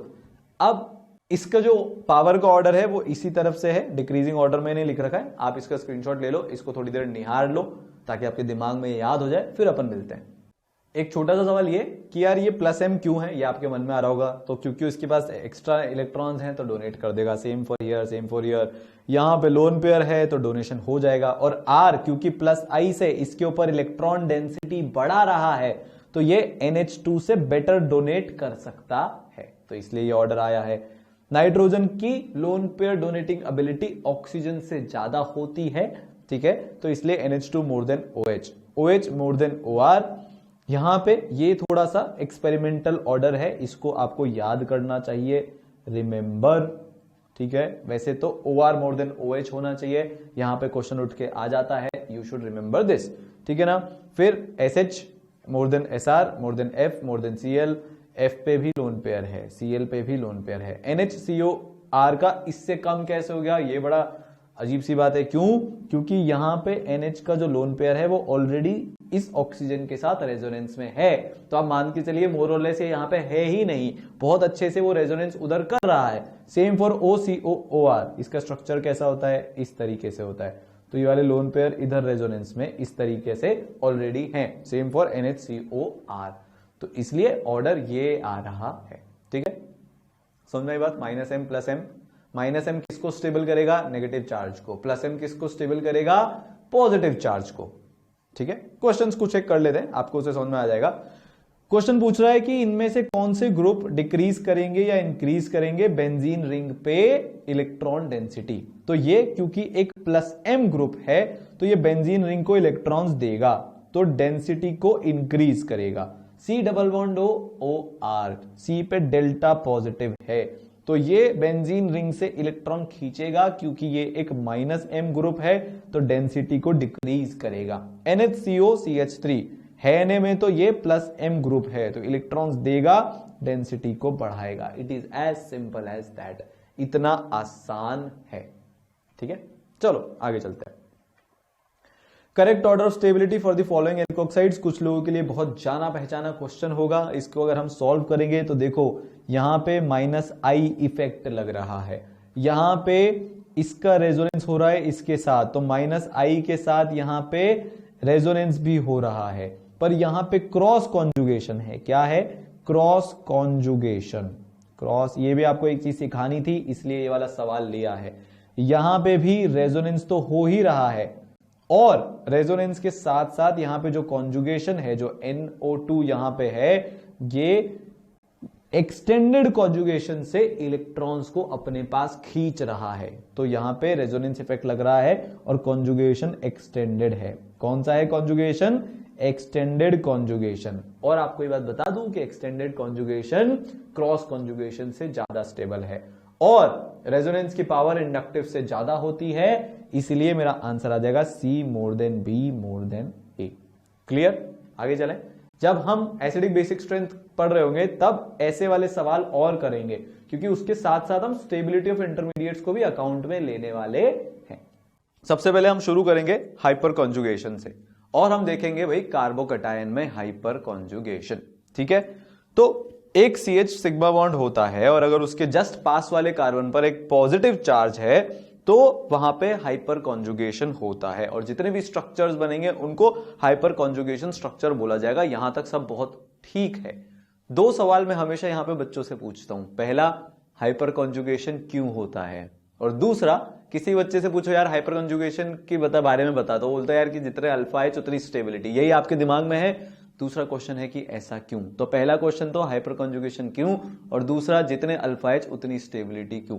और अभी तक का एक्सपीरियंस ये कहता है कि बहुत सारे बच्चों को इसका जवाब नहीं पता, हमने बस याद कर लिया। एग्जामिनेशन में जाते तो सबसे बड़ी दिक्कत ये होती है कि अगर ज्यादा अल्फा एच की जगह कम अल्फा एच याद रह गया तो क्वेश्चन गलत हो जाता है। जब हम याद करके कोई चीज करते हैं ना, तो इसमें यार वो मोर देन था कि लेस देन था, इसका कंफ्यूजन हमेशा चलता रहता है। तो अभी आप सब भूल जाओ और हम ये वाले कंपाउंड की दुनिया में जाने वाले हैं। केमिस्ट्री को समझने का सबसे बढ़िया तरीका होता है कि कंपाउंड की दुनिया में खो जाओ। ठीक है, यहां पे आपको कार्बन पे एक पॉजिटिव चार्ज दिख रहा है। पॉजिटिव चार्ज का मतलब होता है बहुत भयंकर दुख, कार्बन नहीं रखना चाहता पॉजिटिव चार्ज।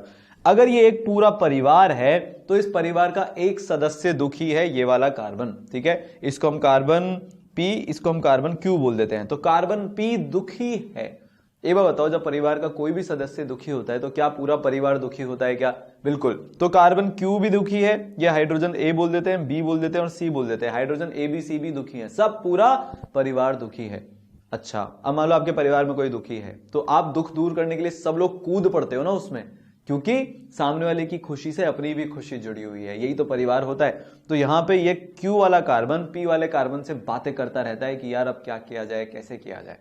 ठीक है, कुछ तो बलिदान करना पड़ेगा, त्याग करना पड़ेगा, तभी जाके सुख मिलेगा। तो जैसे केस कंसिडर करते हैं कि ये HA कार्बन और Q कार्बन के जो बॉन्ड के इलेक्ट्रॉन हैं, अगर वो बॉन्ड के इलेक्ट्रॉन इधर शिफ्ट हो जाएंगे तो होगा क्या? ये बॉन्ड तो हो जाएगा टूट, यहां पे आ जाएगा प्लस और इस कार्बन पे आ जाएगा माइनस। ठीक है, जैसे यहां पे माइनस और प्लस आया तो होगा क्या कि यहां पे बन जाएगा डबल बॉन्ड। क्या इस कार्बन का, P कार्बन का दुख खत्म हो गया क्या? बिल्कुल हो गया। चार्ज स्पीशीज से प्लेनर स्पीशीज हो गया, सब एकदम खुश है। पर एक दूर से चिल्लाने की आवाज आ रही है कि बचाओ बचाओ बचाओ। कौन चिल्ला रहा है? ए वाला हाइड्रोजन चिल्ला रहा है यार कि तुमने अपने भाई बंधु को तो सुखी कर दिया और हम जैसों को तुमने दुखी कर दिया बहुत भयंकर तरीके से। ये कौन सा तरीका होता है? तो ये दोनों बोलेंगे अरे रुक जा भाई रुक जा, पहली बात तो तू एक काम कर कि इधर आ, थोड़ा सा हमारे डबल बॉन्ड के बीच में जो इलेक्ट्रॉन की डेंसिटी है ना उसके पास में आ तू। ठीक है, क्यों? क्योंकि यहां पे पॉजिटिव, यहां पे नेगेटिव चार्ज डेंसिटी है, तो थोड़ा सा अट्रैक्शन तेरे को मिलेगा। फिर भी ये थोड़ा सा खुश होगा पर चिल्लाना तो जारी रखेगा। अब ये नया क्या चिल्ला रहा है? ये नया ये चिल्ला रहा है यार कि मेरे को ए वाले हाइड्रोजन से तुम्हारे को क्या दुश्मनी है, बी वाला भी तो हाइड्रोजन है। तो कार्बन बोलेगा यार बात तो तू सही बोल रहा है, एक काम करते हैं अपन बी वाले का बॉन्ड तोड़ देते हैं और तेरे साथ बॉन्ड बनाते हैं, इस पे प्लस ले आते हैं। जैसे इस पे प्लस लाए तो ये चिल्लाना शुरू कि भैया सी वाले ने क्या, कोई तुम्हारा कोई खास दोस्त है क्या, खास मित्र है क्या तुम्हारा सी वाला, जो तुम उसका बॉन्ड नहीं तोड़ रहे हो। तो क्यू वाला कार्बन बोलेगा चल इसका भी तोड़ देते हैं। तो एक बात आपने यहां पर नोटिस करी कि जो पूरा का पूरा पॉजिटिव अकेले इस कार्बन पे था, सिंगल एक एटम पर था, वो हाइपर कॉन्जुगेशन होने के कारण HA पे भी आ गया थोड़ी देर के लिए, HB पर भी आ गया थोड़ी देर के लिए, और HC पर भी आ गया थोड़ी देर के लिए। और हमको क्या पता है कि जब चार्ज डिस्पर्स होता है तो स्टेबिलिटी बढ़ती है, उठ जाती है। तो पहले जो एक पूरा पॉजिटिव का चार्ज था, अब वो सब पे 1/4 पॉजिटिव का चार्ज हो गया है थोड़े टाइम के लिए। तो एक अकेले पर चार्ज की जगह सब में चार्ज बंट गया है, सब में दुख बंट गया है। और जब दुख बंटता है तो कम हो जाता है परिवार के अंदर। इसके कारण हाइपर कॉन्जुगेशन में स्टेबिलिटी आती है। तो आपको जवाब मिल चुका है कि हाइपर कॉन्जुगेशन क्यों होता है। बहुत हमने इसमें टाइम लिया, पर हमारे फंडे यहां पर क्लियर हो चुके हैं। ठीक है, तो वापस से अपन ओरिजिनल स्ट्रक्चर बना लेते हैं इसका। हमको ये तो समझ में आ गया कि यहां पर हुआ ये कि भैया पॉजिटिव चार्ज डिस्पर्स होने के कारण स्टेबिलिटी बढ़ गई है। ये हमारा ओरिजिनल स्ट्रक्चर था। ये पहले मेरा क्वेश्चन का जवाब हो गया। दूसरे क्वेश्चन का अब हम जवाब ढूंढते हैं कि ज्यादा अल्फा एच होने से क्या होगा। अब मान लो कि मेरा ये प्राइमरी कार्बोकेटाइन की जगह मेरा ये सेकेंडरी कार्बोकेटाइन है, यहां पे अभी मैंने एक CH3 जोड़ दिया। तो इसमें तो 3 अल्फा एच थे, इसमें अब और 3 अल्फा एच हो गए। अल्फा क्या होता है, जो कार्बन के हम बात कर रहे हैं उसकी एडजेसेंट पोजीशन को अल्फा पोजीशन बोलते हैं। तो अब टोटल कितने हाइड्रोजन के बीच में ये चार्ज बटेगा। भाई एक तो अपना कार्बन हो गया और 6 हाइड्रोजन हो गए। तो अब जो चार्ज +1 था पहले, आज की तारीख में +1/7 हो जाएगा। एक बार कार्बन पे रहेगा और 6 बार हाइड्रोजन पे जाएगा, तो टोटल 7 एटम पर चार्ज घूमेगा। तो क्या चार्ज और बेटर तरीके से डिस्पर्स हुआ, क्या हो गया। तो क्या हो जाएगा +1/7। अब मान लो मैं यहां पे इस वाले H को भी हटा देता हूं और एक और CH3 जोड़ देता हूं, तो यहां पे 3 अल्फा H और हो जाएंगे। तो यहां पे एक कार्बन और 6 हाइड्रोजन की जगह 9 अल्फा हाइड्रोजन हो जाएंगे। +1 की जगह चार्ज हो जाएगा +1/10, क्योंकि मैंने 3 एटम और बढ़ा दिए, तो चार्ज और डिस्पर्स हो गया। ये ब्यूटी है चार्ज डिस्पर्शन की। एक सिंगल कंसेप्ट से सारे कॉन्सेप्ट्स आप समझ सकते हो। तो हाइपर कॉन्जुगेशन के बारे में हमने क्या जाना, हाइपर कॉन्जुगेशन के बारे में हमने ये जान लिया कि स्टेबिलिटी क्यों आती है, और जितने ज्यादा अल्फा एच उतनी ज्यादा स्टेबिलिटी। तो हम ये लिख सकते हैं कि stability is directly proportional to number of alpha hydrogen. ठीक है, number of alpha hydrogen, stability directly proportional to number of alpha hydrogen. ठीक है, एकदम क्लियर, बढ़िया। अब जल्दी जल्दी इसके सवाल हम कर लेंगे। उससे पहले आपको मैं एक बात और बताना चाहता हूं। वो बात क्या है, चलो देखते हैं अभी। वो बात है कि यार इसको हाइपर कॉन्जुगेशन क्यों बोला जाता है। ये तो कभी किसी ने हमको बताया ही नहीं कि हाइपर कॉन्जुगेशन क्यों। हाइपर का मतलब क्या होता है कि यार आदमी एकदम ही पागल सारी का हो गया है ना। ठीक है, तो इसको वापस अपन वैसे ही बना लेते हैं। आप यहां पे चार्ज को डिस्पर्स करने के लिए एक बहुत ही तगड़ी बात कर रहे हो, और वो बात क्या है कि आप सिग्मा बॉन्ड को तोड़ रहे हो, वो भी कार्बन हाइड्रोजन जैसा स्टेबल सिग्मा बॉन्ड। तो ये एक बहुत ही हाइपर काम है, बहुत ही अजीब सा काम है, इसलिए हम इसको क्या बोलते हैं, हाइपर कॉन्जुगेशन। सिग्मा बॉन्ड को तोड़ के कॉन्जुगेशन करा रहे हो आप, तो क्या बोला जाता है, हाइपर कॉन्जुगेशन बोला जाता है। ठीक है, तो जैसे ये वाला क्वेश्चन है, इसमें आपको बताना है कि कौन ज्यादा स्टेबल है, तो बहुत आसान है यार। इसके मैं अल्फा हाइड्रोजन काउंट कर लूंगा, 3 इधर 2 इधर 2, तो ये टोटल मिला के 7 अल्फा हाइड्रोजन हो गए। 2 और 2 4 हो गए। इसमें तो एक अल्फा हाइड्रोजन है बस यहां पे। ठीक है, तो मेरा आंसर क्या हो जाएगा, मेरा आंसर हो जाएगा कि A more stable then B more stable then C। ठीक है, मेरा आंसर क्या हो गया कि भैया A ज्यादा स्टेबल है B से, और B ज्यादा स्टेबल है किससे, B मेरा ज्यादा स्टेबल है C से। ठीक है, बात आई समझ में। चलिए आगे बढ़ते हैं। अब नेक्स्ट देखो, जो कार्बोकेटाइन में होता है ना ये अपना हाइपर कॉन्जुगेशन, वैसे ही फ्री रेडिकल और एल्कीन्स के केस में भी हाइपर कॉन्जुगेशन हो सकता है। हम यहां पे सिर्फ +H की बात करेंगे, कई कई जगह पे आपको -H भी सुनने को मिलेगा, वो काम का नहीं होता है, उसके ज्यादा केस नहीं होते हैं, उसको हम यहां पे कवर नहीं करेंगे। ठीक है, अब अगर मैं +H की बात करूं कि वो फ्री रेडिकल और एल्कीन में कैसे होता है, शॉर्ट में इसको कवर करते हैं, फिर सवाल करेंगे कुछ अच्छे। ठीक है, चलो फ्री रेडिकल में भी वही सेम काम होएगा। जैसे मेरे पास मान लो ये है CH3CH2 डॉट, तो जो इसका डॉट वाला दुख है, क्योंकि फ्री रेडिकल होना तो दुख की बात है, वो शेयर हो जाएगा इधर अल्फा हाइड्रोजन के साथ। तो यहां भी सेम ही है कि जितने ज्यादा अल्फा हाइड्रोजन उतनी ज्यादा स्टेबिलिटी। वो जो कार्बोकेटाइन का फंडा है ना, वो इधर लगेगा। एल्कीन में भी ये जो चार्ज डेंसिटी है ना, इसमें होता क्या है, जैसे मान लो थोड़ी सिंपल वाली एल्कीन ले लेते हैं अपन।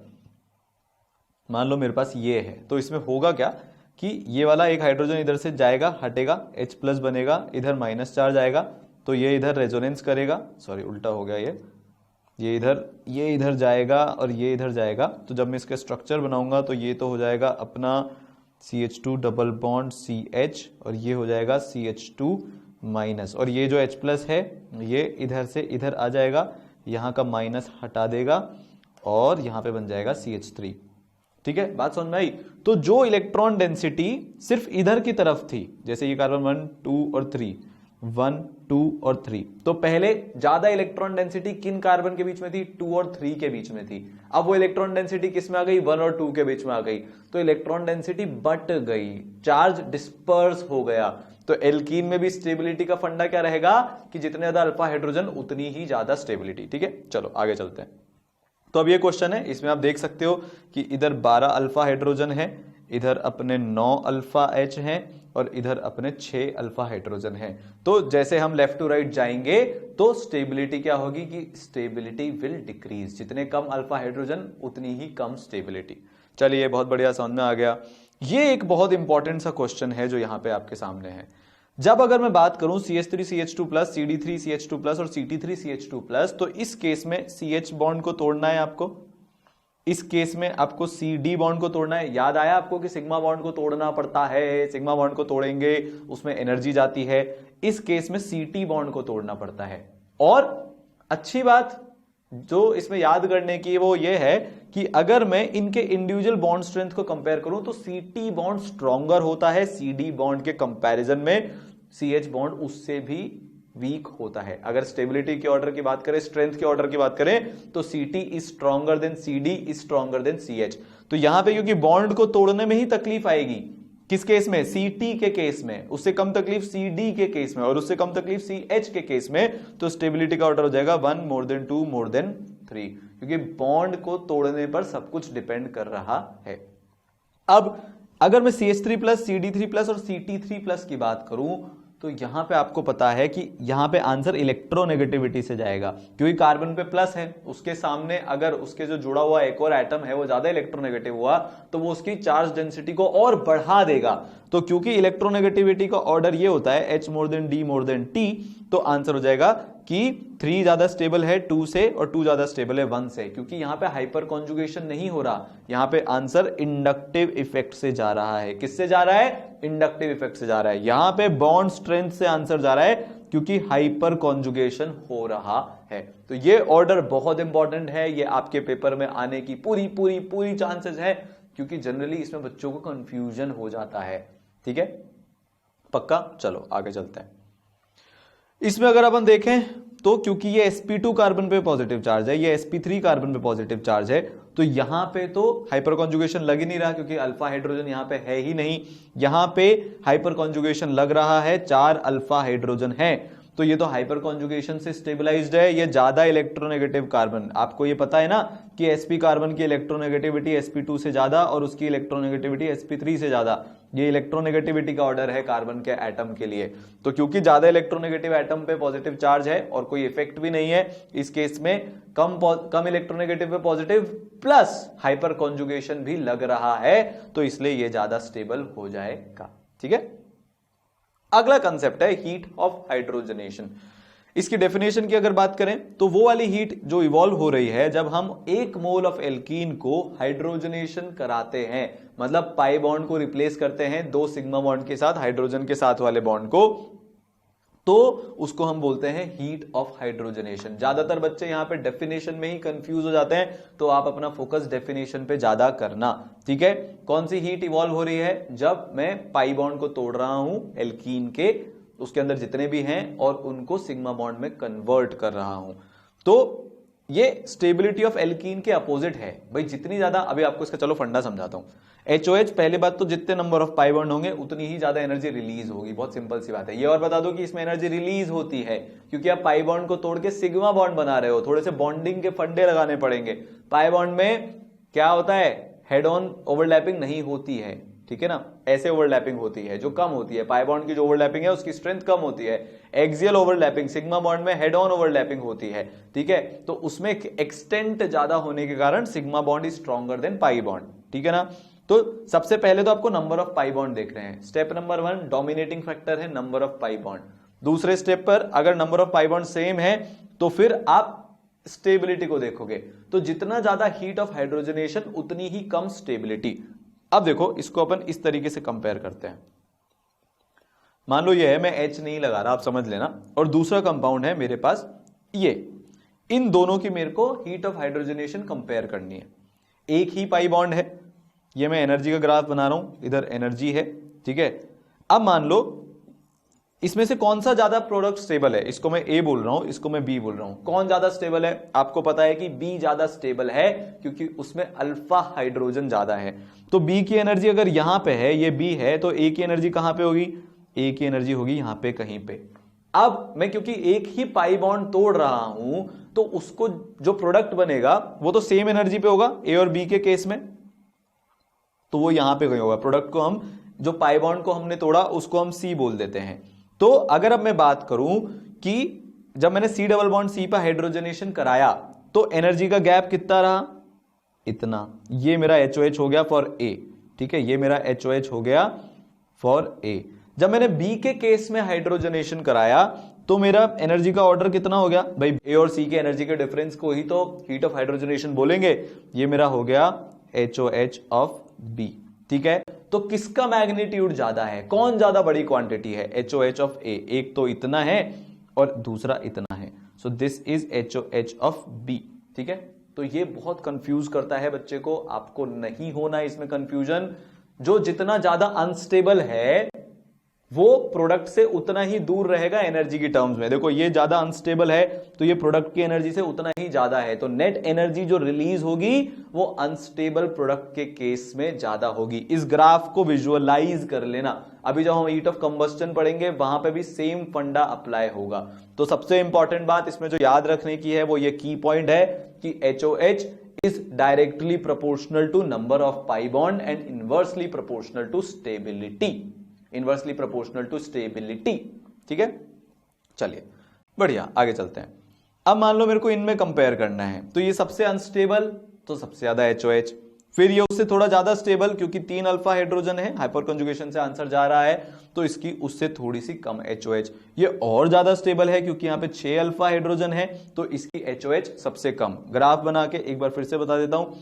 अगर मान लो ये ए है और ये बी है और ये सी है, तो ए तो होगा यहां कहीं पे, दिस इज ए, बी होगा यहां कहीं पे, दिस इज बी, एंड सी होगा यहां कहीं पे। अगर प्रोडक्ट डी है तो आप साफ दे सकते हो कि ए का मैग्नीट्यूड ज्यादा, फिर बी का उससे कम और सी का उससे भी कम।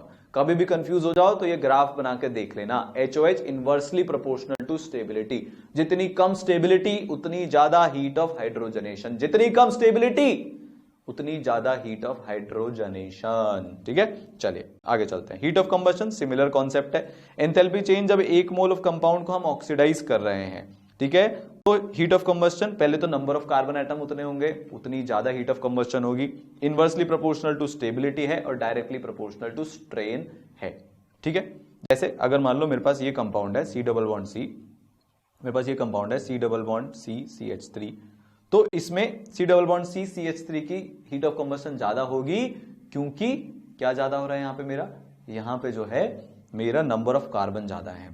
कंबस्शन का मतलब क्या होता है? कंबस्शन का मतलब होता है CH4 प्लस इसमें O2, अनबैलेंस्ड रिएक्शन लिख रहा हूं, इससे मेरा बनेगा CO2 प्लस H2O। ये मेरी कंबस्शन की रिएक्शन है। इसको भी जब मैं कंबस्शन कराऊंगा तो CO2 प्लस H2O बनेगा। कंप्लीट कंबस्टन की बात हो रही है, इनकंप्लीट कंबस्टन की बात नहीं हो रही है। इसको भी कराऊंगा तो CO2 प्लस H2O मेरा बनेगा। ये इंपॉर्टेंट है, की पॉइंट यहां पे, इसको आप याद कर लो, चाहे तो स्क्रीनशॉट ले लो। Heat of combustion directly proportional to number of carbon atom, inversely proportional to stability and directly proportional to strain. Strain के क्वेश्चन जब आएंगे तब देखेंगे, ठीक है। स्ट्रेन मतलब वो रिंग में स्ट्रेन होता है, एंगल स्ट्रेन की यहां पे बात हो रही है, ठीक है। जैसे फॉर एग्जांपल मान लो मेरे पास ये है, एक तो कंपाउंड मेरे पास ये है और दूसरा कंपाउंड मेरे पास ये है, तो इसका HOC ज्यादा होगा क्योंकि इसमें स्ट्रेन ज्यादा है। 3 मेंबर्ड रिंग में स्ट्रेन ज्यादा है। स्ट्रेन को हम कैसे देखते हैं, सारी चीजें हम यहीं पढ़ लेते हैं। चलो, जो sp3 कार्बन है वो 109.5 डिग्री पे रहना चाहता है आइडियली। यहां पे एंगल कितना होता है 60 डिग्री, यहां पे एंगल कितना होता है 90 डिग्री। कौन से केस में आप 109.5 डिग्री के ज्यादा पास हो, आप इस केस में 109.5 डिग्री के ज्यादा पास हो, तो स्ट्रेन किस में ज्यादा होगा, जिसमें एंगल का गैप ज्यादा है। इसमें एंगल का गैप कितना है 109.5 माइनस 60 डिग्री, ऑलमोस्ट 50 डिग्री दूर है ये अपने आइडियल एंगल से, ये सिर्फ 20 डिग्री दूर है अपने आइडियल एंगल से।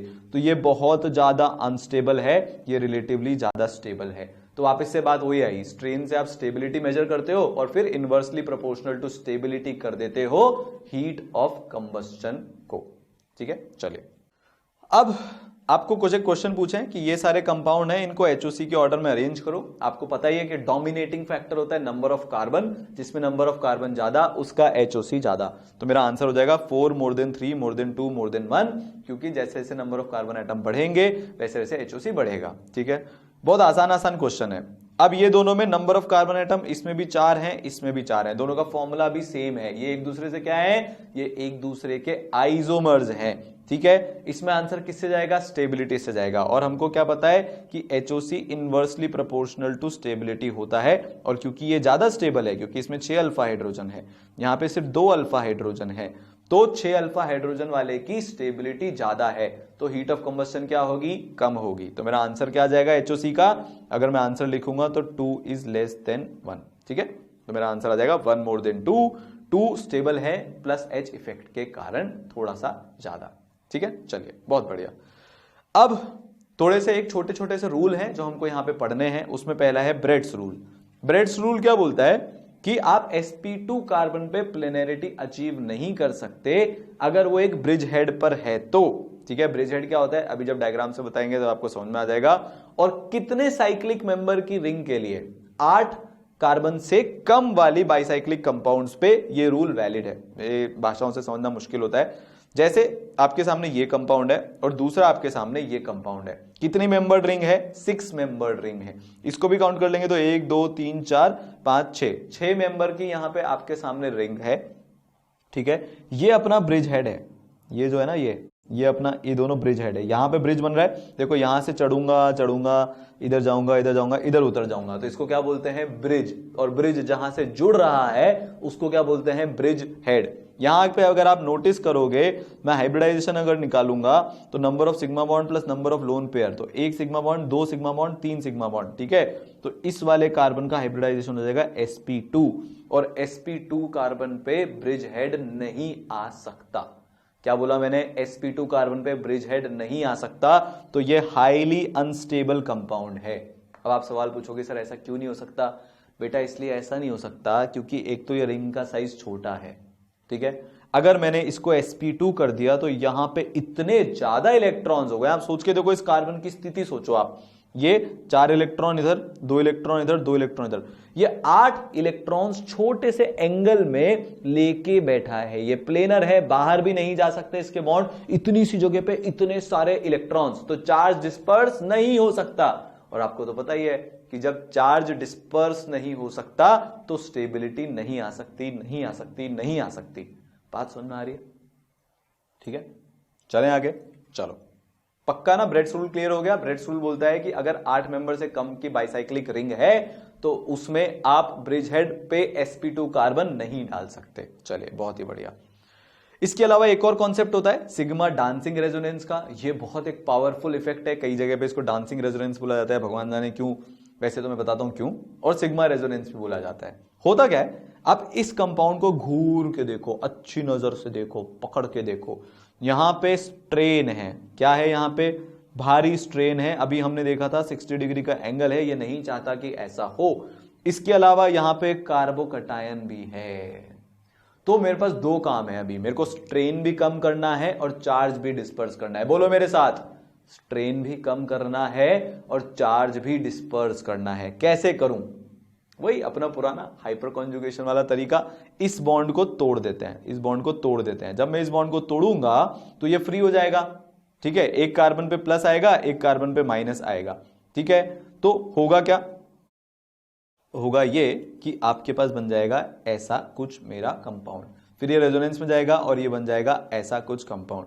तो इफेक्टिवली मेरा क्या हो गया, इफेक्टिवली ये कुछ इस तरीके से काम करेगा। तो जब ये बॉन्ड खुल गया और ये ओपन चेन कंपाउंड हो गया तो सारा स्ट्रेन ही गायब हो गया, और जो एक प्लस था, एक कार्बन पे पॉजिटिव चार्ज था, वो अगर मैं इसको 1 2 3 4 लिखूं तो वो 1 पे भी आ गया, दूसरे केस में 3 पे भी आ गया और एक केस में 4 पे भी आ गया। तो एक कार्बन का चार्ज डिस्पर्स हो गया किस पे, 3 कार्बन पे, 2 पे नहीं 3 कार्बन पे। और रिंग भी क्योंकि खुली हुई है थोड़े टाइम पर तो इसमें स्ट्रेन भी कम हो गया और चार्ज भी डिस्पर्स हो गया। और ये दोनों चीजें जब होती है तो ऑर्गेनिक कंपाउंड को बहुत मजा आता है, वो बहुत खुश हो जाता है।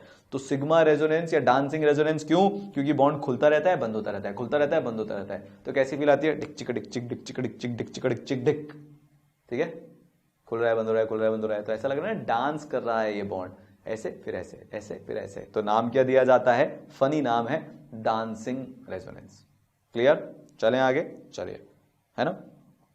कम जगह ही देखने को मिलता है, सिर्फ इसी केस में होता है, 3 मेंबर्ड रिंग के केस में ही होता है बस, और कहीं नहीं होता। ओनली 3 मेंबर्ड रिंग जिसपे कि एक पोजीशन पे एक कार्बोकटाइन जुड़ा हुआ है CH2+ टाइप का, ऐसा कुछ, ठीक है ना। इस रिंग की इस वाली पोजीशन पे एक कार्बोकटाइन है, इस रिंग की इस वाली पोजीशन पे कार्बोकटाइन है, 3 मेंबर्ड रिंग की पे, तो क्या होगा, सिग्मा रेजोनेंस होगा ही होगा, ठीक है।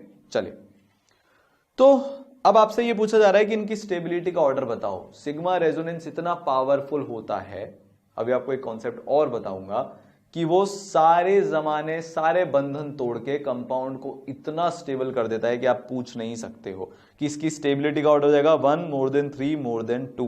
सिग्मा रेजोनेंस इन सबसे हाइपर कॉन्जुगेशन से तो मच मोर पावरफुल होता है। तो 1 क्यों आया आंसर, क्योंकि सिग्मा रेजो हो रहा है। फिर मेरे को अगर किस में कंपेयर करना है, मेरे को अगर 2 और 3 में कंपेयर करना है, this is 3 and this is 2, तो यहां पे 90 डिग्री का एंगल है तो रिंग स्ट्रेन ज्यादा है। 5 मेंबर्ड की रिंग में रिंग स्ट्रेन कम होता है, ठीक है। 4 मेंबर्ड के कंपैरिजन में कम रिंग स्ट्रेन होता है, तो ये स्ट्रेन से आंसर जाएगा। और दूसरा आंसर प्लस आई इफेक्ट से भी जाएगा। यहां पे 4 कार्बन का प्लस आई लग रहा है, 4 कार्बन का प्लस आई, यहां पे 5 कार्बन का प्लस आई। बहुत ही अच्छा क्वेश्चन है, बहुत ही प्यारा क्वेश्चन है। आया समझ, पक्का। फिर से एक बार बता देता हूं, यहां पे सिग्मा रेजोनेंस से आंसर जा रहा है, इन दोनों के बीच में इंडक्टिव इफेक्ट और रिंग स्ट्रेन से आंसर जा रहा है। फाइनल ऑर्डर क्या हो जाएगा, 1 more than 3 more than 2। अच्छा क्वेश्चन है, इसको आप रिवीजन के लिए अपनी कॉपी में लिख के बाद के लिए सेव कर सकते हो। अगर अब अपन देखो ये वाला क्वेश्चन देखे और मैं आपसे इसमें पूछूं कि स्टेबिलिटी का ऑर्डर क्या है, ये मैं आपको सिर्फ इसलिए क्वेश्चन करा रहा हूं ताकि आपको सिग्मा रेजोनेंस की पावर का पता चले। इसका पता है स्टेबिलिटी का ऑर्डर क्या आएगा भाई, अपने को तो अभी तक ये पता है कि यार एरोमेटिक सबसे ज्यादा तगड़ा स्टेबिलिटी देता है, नहीं, सिग्मा रेजोनेंस उससे भी ज्यादा स्टेबिलिटी देता है, डांसिंग रेजोनेंस उससे भी ज्यादा स्टेबिलिटी देता है। इसका स्टेबिलिटी का ऑर्डर जाएगा 1 more than 2 more than 3 more than 4 more than 5। क्यों, क्योंकि सिग्मा रेजोनेंस पहले, फिर एरोमेटिक पहले, देख लो यार 4n pi + 2 इलेक्ट्रॉन से 6, कंप्लीट साइक्लिक कॉन्जुगेशन है, ये प्लेनर रिंग है, ठीक है। फिर यहां पे ये कार्बोकटाइन 3 रिंग के साथ रेजोनेंस कर रहा है, यहां पे 2 के साथ कर रहा है, और यहां पे तो कुछ भी नहीं हो रहा है, ये तो ऐसे ही पड़ा हुआ है। तो आंसर आ जाएगा 1 more than 2 more than 3 more than 4 more than 5। तो ये भी काफी अच्छा क्वेश्चन है। बस अब इस रिवीजन वीडियो में एक छोटा सा पार्ट और बचा है, स्टेबिलिटी ऑफ इंटरमीडिएट्स। सारे इफेक्ट्स हमने देखो पढ़ लिए, अब उन इफेक्ट्स के बेसिस पर डिसाइड करना है कि कौन सा इंटरमीडिएट ज्यादा स्टेबल है। तो उसके अपन सीधे एग्जांपल लेंगे, एक की पॉइंट लिखाने के बाद, धमाकेदार पॉइंट लिखाने के बाद, ठीक है। तो चलो आगे चलते हैं। तो चलो अब स्टेबिलिटी ऑफ इंटरमीडिएट्स को देखते हैं। यार ये रिवीजन वीडियोज है ना, हम लोग बहुत मेहनत करके बना रहे हैं, पूरी टीम इसमें इन्वॉल्व है, कोशिश कर रहे हैं कि एकदम लेस टाइम में आपका काफी सारा रिवीजन हो जाए, है ना, और अच्छे से हो जाए, कंसेप्ट को कवर करते हुए। ऐसी और चीजें चैनल पर आती रहेंगी, तो आप लोग चैनल को बिल्कुल सब्सक्राइब करो, अपने दोस्तों के साथ शेयर करो, और यार वीडियो को लाइक जरूर करना, ठीक है भाई। हमें भी तो पता चले कि यार जो हम लोग इतनी मेहनत से काम कर रहे हैं, along with doing all of other things also, कि आपको ये चीज पसंद आ रही है, ठीक है। तो लाइक करें, शेयर करें और सब्सक्राइब जरूर करना, और बेल आइकन दबा देना, और भी तो रिवीजन वीडियो आएगी। आपको सही टाइम पे पता चलना चाहिए ना। अभी आप 10-10 घंटे लगा के जीओसी रिवाइज करोगे, उससे अच्छा तो अभी ये 2-3 घंटे में आपकी पूरी जीओसी आराम से रिवाइज हो जाएगी। और इसमें ऐसा भी नहीं है कि कुछ छोड़ रहे हैं, तो ये पावर ई सरल का है। ठीक है, चलो तो बस 2 की पॉइंट हम लिखाएंगे। कार्बोकेटायन और फ्री रेडिकल की स्टेबिलिटी इलेक्ट्रॉन डोनेटिंग ग्रुप के प्रोपोर्शनल होती है। तो प्लस एम ग्रुप लगा हो या प्लस एच लगा हो, प्लस आई लगाओ तो बहुत अच्छी स्टेबिलिटी होती है। कोई ग्रुप नहीं लगाओ तो भी एक बार के लिए चलेगा, पर अगर माइनस आई और माइनस एम लगे हुए हैं तो स्टेबिलिटी बहुत कम हो जाती है, बहुत नेचुरल सी चीज है। कार्बन आयन की स्टेबिलिटी की बात करूं तो वो EWG मतलब इलेक्ट्रॉन विड्रॉइंग ग्रुप के डायरेक्टली प्रोपोर्शनल होगी, क्योंकि मेरे को चार्ज, नेगेटिव चार्ज की डेंसिटी को कम करना है। ठीक है, इसलिए मेरे को इलेक्ट्रॉन विड्रॉइंग ग्रुप लगाना पड़ेगा। यहां पे मेरे को पॉजिटिव चार्ज, फ्री रेडिकल और कार्बोकेटायन के केस में मेरे को चार्ज डेफिशिएंसी को कम करना है, तो मेरे को इलेक्ट्रॉन डोनेटिंग ग्रुप, जो इलेक्ट्रॉन अपना देगा, जो गरीबी मिटाएगा, वो लगाना है। ठीक है, पक्का। ये किसके होगा? माइनस एम माइनस आई, क्योंकि वो इलेक्ट्रॉन्स को खींचेंगे, एक रेजोनेंस के थ्रू और एक इंडक्टिव इफेक्ट के थ्रू, और बीच में कोई ग्रुप नहीं। और उसके बाद अगर प्लस आई लगा होगा तो बहुत बुरी हालत हो जानी है, प्लस एच होगा तो और ज्यादा बुरी हालत हो जानी चाहिए, और अगर प्लस एम हुआ तो बेचारा कार्बन आयन रोना शुरू कर देगा कि ये आपने हमारे साथ क्या किया। तो बस क्वेश्चंस कर लेते हैं, उससे पहले महामंत्र है ये पूरी ऑर्गेनिक केमिस्ट्री का, ये महामंत्र है। क्या है भैया? पूरी ऑर्गेनिक केमिस्ट्री का ये महामंत्र है। कभी भी आपको विद इन इफेक्ट्स के अंदर में कंपेयर करना हो तो ये एयरी कंसेप्ट याद कर लेना, अपने दिमाग में इसको फिट कर लो। कौन सा कंसेप्ट है? एयरी कंसेप्ट है ये। सबसे ज्यादा स्टेबल एरोमेटिक, इससे भी आगे अगर हम डालें, वो जनरली काम नहीं आता इतना, इसलिए हम डालते नहीं है। आप इसको सिग्मा रेजोनेंस कर सकते हो, पर वो एक क्लास ऑफ कंपाउंड के लिए, इसलिए उसको जनरल रूल में नहीं डालेंगे। एरोमेटिक, फिर उसके बाद इक्विवेलेंट आरएस, वो स्क्वेरिक एसिड के केस में जीओसी 1 में हमने रिवाइज किया था, उसमें देखा था स्क्वेरिक एसिड, वो इक्विवेलेंट आरएस होता है। फिर मेसोमेरिक इफेक्ट होता है, फिर हाइपर कॉन्जुगेशन, और फिर इंडक्टिव। इसका तो स्क्रीनशॉट रख ही लो, अपनी दीवार पे खुद से लिख के चिपका लेना, ये दिमाग में होना चाहिए कि भैया कौन इफेक्ट कितना डोमिनेटिंग होता है, वो आपको इससे पता चलेगा। ठीक है, चले आगे। चलिए अब इसके बेसिस पे क्वेश्चन करते हैं। यह आंसर किससे जाएगा? यह आंसर हाइपर कॉन्जुगेशन से जाएगा। यहां पे 3 अल्फा एच है, यहां पे 6 है और यहां पे 9 है, तो मेरा आंसर हो जाएगा कि ये ज्यादा स्टेबल है, फिर ये और फिर ये। ठीक है, इसमें भी सेम होएगा, ये ज्यादा स्टेबल है इससे और ये ज्यादा स्टेबल है इससे, हाइपर कॉन्जुगेशन से यहां पे मेरा आंसर जाएगा। अब मैं जल्दी जल्दी करूंगा, देखो बहुत इजी सवाल है ये, इसमें कुछ भी नहीं है। जो टफ सवाल होगा वहां पे टाइम लेंगे, है ना। जितने ज्यादा अल्फा एच उतनी ज्यादा स्टेबिलिटी, चाहे वो फ्री रेडिकल हो चाहे वो कार्बोकेटायन हो। ठीक है, कार्बन आयन के केस में आंसर जाएगा इंडक्टिव इफेक्ट से। जितना कम प्लस आई लगेगा, देखो यहां पे प्लस आई ग्रुप है पर एक है वैसा, यहां पे 2 प्लस आई है और यहां पे 3 प्लस आई है, और आपको तो पता ही है कि प्लस आई में डीएनपी रूल काम करता है। ये भी अगर नहीं पता हो तो फर्स्ट वाला रिवीजन लेक्चर जरूर जाके देखना। ठीक है, यहां पे डीएनपी ग्रुप काम कर रहा है और आंसर मेरा जाएगा नंबर ऑफ ग्रुप से, क्योंकि यहां पे ज्यादा प्लस आई है तो वो और ज्यादा चार्ज डेंसिटी बढ़ा देंगे इस पे, तो वो और ज्यादा अनस्टेबल हो जाएगा। तो मेरा स्टेबिलिटी का आंसर हो जाएगा कि इस तरह से कुछ ऑर्डर आएगा कि मिथाइल जो कार्बन आयन है वो सबसे ज्यादा स्टेबल है, फिर 1 डिग्री उससे कम, 2 डिग्री उससे और कम, और 3 डिग्री तो सबसे ही ज्यादा कम। ठीक है, समझ में आई बात? तो हाइपर कॉन्जुगेशन यूज कर लिया, इंडक्टिव यूज कर लिया। ये वाला क्वेश्चन हम ऑलरेडी कर चुके हैं, अगर आपको याद हो। उसके सिमिलर ये वाला क्वेश्चन हमको लेना था। इस केस में ये ज्यादा स्टेबल होता है, पर यहां पे क्योंकि नेगेटिव चार्ज है और आंसर क्योंकि इंडक्टिव से जाएगा, तो ये आपको समझ के देखनी है बात कि देखो यहां पे sp2 कार्बन पे नेगेटिव चार्ज है, यहां पे sp3 पे नेगेटिव चार्ज है। किसका नेगेटिव चार्ज ज्यादा स्टेबल होता है? जो ज्यादा इलेक्ट्रोनेगेटिव होता है। तो आंसर क्या हो जाएगा? 1 मोर देन 2। ज्यादा इलेक्ट्रोनेगेटिव एटम पर negative charge is more stable. Clear?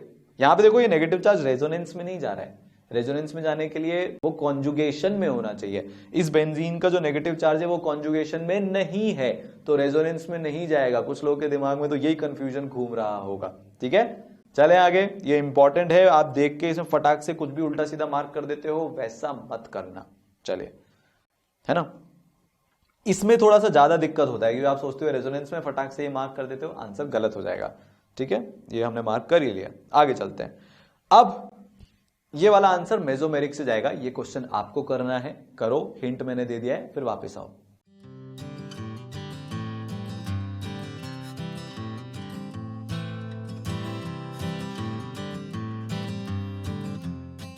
यहां पे क्या लग रहा है भैया, प्लस एच लग रहा है, यहां पे क्या लग रहा है, प्लस एम लग रहा है, यहां पे क्या लग रहा है, माइनस एम लग रहा है। एम की ताकत एच से ज्यादा होती है, तो सबसे ज्यादा स्टेबल 2, क्योंकि मेरे को कार्बोकेटाइन को इलेक्ट्रॉन सप्लाई करने हैं। ये ऑक्सीजन के पास जो लोन पेयर है वो बहुत अच्छा माध्यम है रेजोनेंस के थ्रू इलेक्ट्रॉन सप्लाई करने का। ये plus H plus hyper conjugation के थ्रू इलेक्ट्रॉन सप्लाई करने का बहुत बढ़िया माध्यम है। ठीक है, ये माइनस एम से इलेक्ट्रॉन और खींचेगा तो कार्बोकेटाइन रोने लग जाएगा। ठीक है, तो मेरा आंसर हो जाएगा 2 मोर देन 1 मोर देन 3। बहुत आसान क्वेश्चन है ये। यहां पे अगर हम देखेंगे तो यहां पे क्योंकि रेजोनेंस नहीं हो रहा तो आंसर इंडक्टिव से जाएगा। ऊपर आंसर क्या था, मेसोमेरिक से, यहां पे आंसर जाएगा इंडक्टिव से। तो ऑक्सीजन भी यहां पे माइनस आई ग्रुप की तरह से बिहेव करेगा। रेजोनेंस में होता तो प्लस एम होता, यहां पे माइनस आई है। बहुत अच्छा क्वेश्चन है। ये भी माइनस आई और ये तो प्लस आई है। सबसे ज्यादा माइनस आई की पावर NO2 की होती है कि OCH3 की, NO2 की होती है। तो स्टेबिलिटी का ऑर्डर जाएगा 3 मोर देन 2 मोर देन 1। काफी आसान। चलें आगे, चलिए इसकी अगर हम बात करें तो ये तो अपना एंटी एरोमेटिक हो रहा है, 4 pi electrons, complete cyclic conjugation, planar. तो ये तो भैया गया, ये तो खत्म ही हो गया। ये रेजोनेंस है और ये प्लस एच है। ये रेजोनेंस प्लस एच है, तो इसकी पावर 2 की पावर स्टेबिलिटी की 1 से ज्यादा होगी। तो मेरा आंसर क्या आ जाएगा, 2 मोर देन 1 मोर देन 3। क्यों, क्योंकि इस केस में मेरे को क्या पता चल रहा है कि ये एंटी एरोमेटिक है, तो ये सबसे कम स्टेबल हो जाएगा। कंफ्यूजन नहीं होना कि दो के साथ रेजोनेंस हो रहा है। पहले इलेक्ट्रॉन्स काउंट करके ये हमेशा चेक कर लेना कि कहीं एंटी एरोमेटिक तो नहीं है। ठीक है, चलिए इस केस में अगर मैं बात करूं तो ये एरोमेटिक हो रहा है क्योंकि 2 पाई इलेक्ट्रॉन्स हैं, कंप्लीट साइक्लिक कॉन्जुगेशन है, प्लेनर है। ये प्लस एच लग रहा है, तो एरोमेटिक की पावर एयर ही कंसेप्ट से प्लस एच से ज्यादा है। आंसर हो जाएगा 2 मोर देन 1। ठीक है, चलिए अब अगर मैं इस केस में देखूं तो आप क्या करोगे। इसका आंसर जाएगा कि फास्फोरस के पास वेकेंट ऑर्बिटल है। क्या है, वेकेंट ऑर्बिटल। तो ये लोन पेयर उधर डोनेट हो जाएंगे, तो इसकी स्टेबिलिटी इससे ज्यादा। सेम काम इधर हो रहा है। यहां पे आप सोचोगे कि आंसर तो माइनस आई से जाएगा, यहां पे भी आप सोचोगे कि इंडक्टिव इफेक्ट इसका ज्यादा लगेगा इसके कंपैरिजन में, पर क्योंकि यहां पे लोन पेयर डोनेशन हो सकता है, ये तो सिर्फ इलेक्ट्रॉन्स को शिफ्ट करता अपने पास, इसने तो दोनों के दोनों इलेक्ट्रॉन को अपने पास ले लिया, वेकेंट ऑर्बिटल में ले लिया। तो आंसर किससे जाएगा, इलेक्ट्रॉन डोनेशन से जाएगा, ना कि इंडक्टिव इफेक्ट से। सेम इसमें भी होगा, ये ज्यादा स्टेबल है क्योंकि क्लोरीन के पास वेकेंट ऑर्बिटल है जहां पे कार्बन के इलेक्ट्रॉन्स डोनेट हो जाएंगे, तो वो माइनस आई के ऊपर जीत जाएगा। ये बहुत इंपॉर्टेंट है। यहां पे भी गलती, आंख बंद करके गलती करोगे, अरे अरे NH3+ बहुत ज्यादा माइनस आई, ये तो स्टेबल करेगा, पता क्या लगेगा कि आंसर गलत हो गया, नेगेटिव हो गया, फिर आप इसको सिली मिस्टेक में काउंट कर दोगे, जबकि एक्चुअली में कंसेप्चुअल मिस्टेक होती। पर अब तो होगी नहीं, अब तो आपने देख ही लिया। ये क्वेश्चन आया तो आप बड़े आसानी से मार्क कर सकते हो। चलें आगे, इसीलिए लिया है। ठीक है ना। अब अगर मैं ये क्वेश्चन देखूंगा तो एक क्वेश्चन अपन ब्रेड्स रूल का भी करने वाले हैं। यहां पे आपके पास ये 3 कंपाउंड है, इनकी स्टेबिलिटी आपको जज करनी है। देखो इसका माइनस चार्ज इधर रेजोनेंस में जा तो सकता है, पर अगर वो रेजोनेंस में चला गया तो डबल बॉन्ड आ जाएगा, और आपको पता है कि ब्रिज हेड पर डबल बॉन्ड नहीं आ सकता। तो ये माइनस चार्ज इधर तो जाएगा नहीं, तो माइनस आई से इंडक्टिव इफेक्ट के थ्रू स्टेबिलिटी चेक होगी। यहां पे ये रेजोनेंस में जा सकता है क्योंकि डबल बॉन्ड यहां पे आएगा, कोई ब्रिज हेड पे नहीं आएगा sp2, तो इसलिए यहां पे आंसर रेजोनेंस से जाएगा, मेसोमेरिक इफेक्ट से जाएगा। यहां पे ये 2 के साथ रेजोनेंस कर सकता है, इधर भी इधर भी। तो यहां पे 2R है, एक R की जगह यहां पे 2R है, तो यहां पे और ज्यादा पावरफुल है। तो मेरा आंसर क्या हो जाएगा, 3 मोर देन 2 मोर देन 1। भाई आई समझ में। इसीलिए ब्रेड्स रूल पता होना जरूरी है। अगर ब्रेड्स रूल पता नहीं होता तो आप इसको क्या करते कि आप इसको और इसको कंफ्यूज हो जाते कि ये कितने स्टेबल है। बस आप इसका आंसर क्या बोलते कि भाई सबसे ज्यादा स्टेबल 3, फिर 1, फिर 2। सर 3 फिर 1 फिर 2 कैसे? अगर ब्रेड्स रूल नहीं होता तो आप ये सोचते कि यार ये प्लस आई लगा रहा है, ठीक है, तो ये इसके कंपैरिजन में तो कम स्टेबल है, पर क्योंकि यहां पे 2 जगह रेजोनेंस लग रहा है तो sp2 के कंपैरिजन में तो ज्यादा स्टेबल है। पर ब्रेड्स रूल ने हमको क्या बताया कि ब्रिज हेड पर sp2 नहीं आ सकता, तो यहां पे तो एक्चुअली में रेजोनेंस लग ही नहीं रहा है, तो आंसर किससे जाएगा, इंडक्टिव से जाएगा। तो 3 मोर देन 2 मोर देन 1। एक लास्ट क्वेश्चन हम और करेंगे भाई, ये तो हमने देख ही लिया, 2 के साथ रेजोनेंस, 1 के साथ रेजोनेंस और इंडक्टिव। एक क्वेश्चन और, एक डांसिंग रेजोनेंस का भी तो क्वेश्चन करना है, ठीक है। क्या ये सिग्मा रेजोनेंस डांसिंग रेजोनेंस की कंडीशन फुलफिल हो रही है क्या? 3 मेंबर्ड रिंग, उसके जस्ट बाहर वाले कार्बन पर positive charge, 3 membered ring positive charge, 3 membered ring positive charge. बस इसमें मैग्नीट्यूड, क्योंकि यहां पे 3 रिंग है, तो चार्ज इसके 2 कार्बन पे डिस्पर्स होगा, इसके 2 कार्बन पे डिस्पर्स होगा और इसके 2 कार्बन पे, तो एक कार्बन का चार्ज और 2 कार्बन 6 कार्बन पे डिस्पर्स हो रहा है, तो +1/7 नेट चार्ज आएगा हर कार्बन के ऊपर, +1/5 2 कार्बन इधर 2 कार्बन इधर, +1/3। जितना ज्यादा डिस्पर्जन उतनी ज्यादा स्टेबिलिटी। तो जहां से शुरू किया था ना कि जितना ज्यादा डिस्पर्जन उतनी ज्यादा स्टेबिलिटी, वापस वहीं पे पहुंच गए। ठीक है, तो आज के रिवीजन लेक्चर में बस इतना ही। आपके सारे फंडे इसमें क्लियर हो जाने चाहिए। नेक्स्ट रिवीजन लेक्चर में हम एसिड बेस थ्योरी पढ़ेंगे, ठीक है, एसिडिक स्ट्रेंथ और बेसिक स्ट्रेंथ की, एसिड बेस इक्विलिब्रियम पढ़ेंगे, और वो कौन NaOH और NaHCO3 में स्टेबल है ये पढ़ेंगे, और बॉन्ड लेंथ देखेंगे। ये 4 चीज हम अगले रिवीजन लेक्चर में देखने वाले हैं, तो उसके लिए भी तैयार रहना, ठीक है, और चैनल को सब्सक्राइब जरूर करना है, ठीक है। चलिए फिर अगले बार मिलते हैं।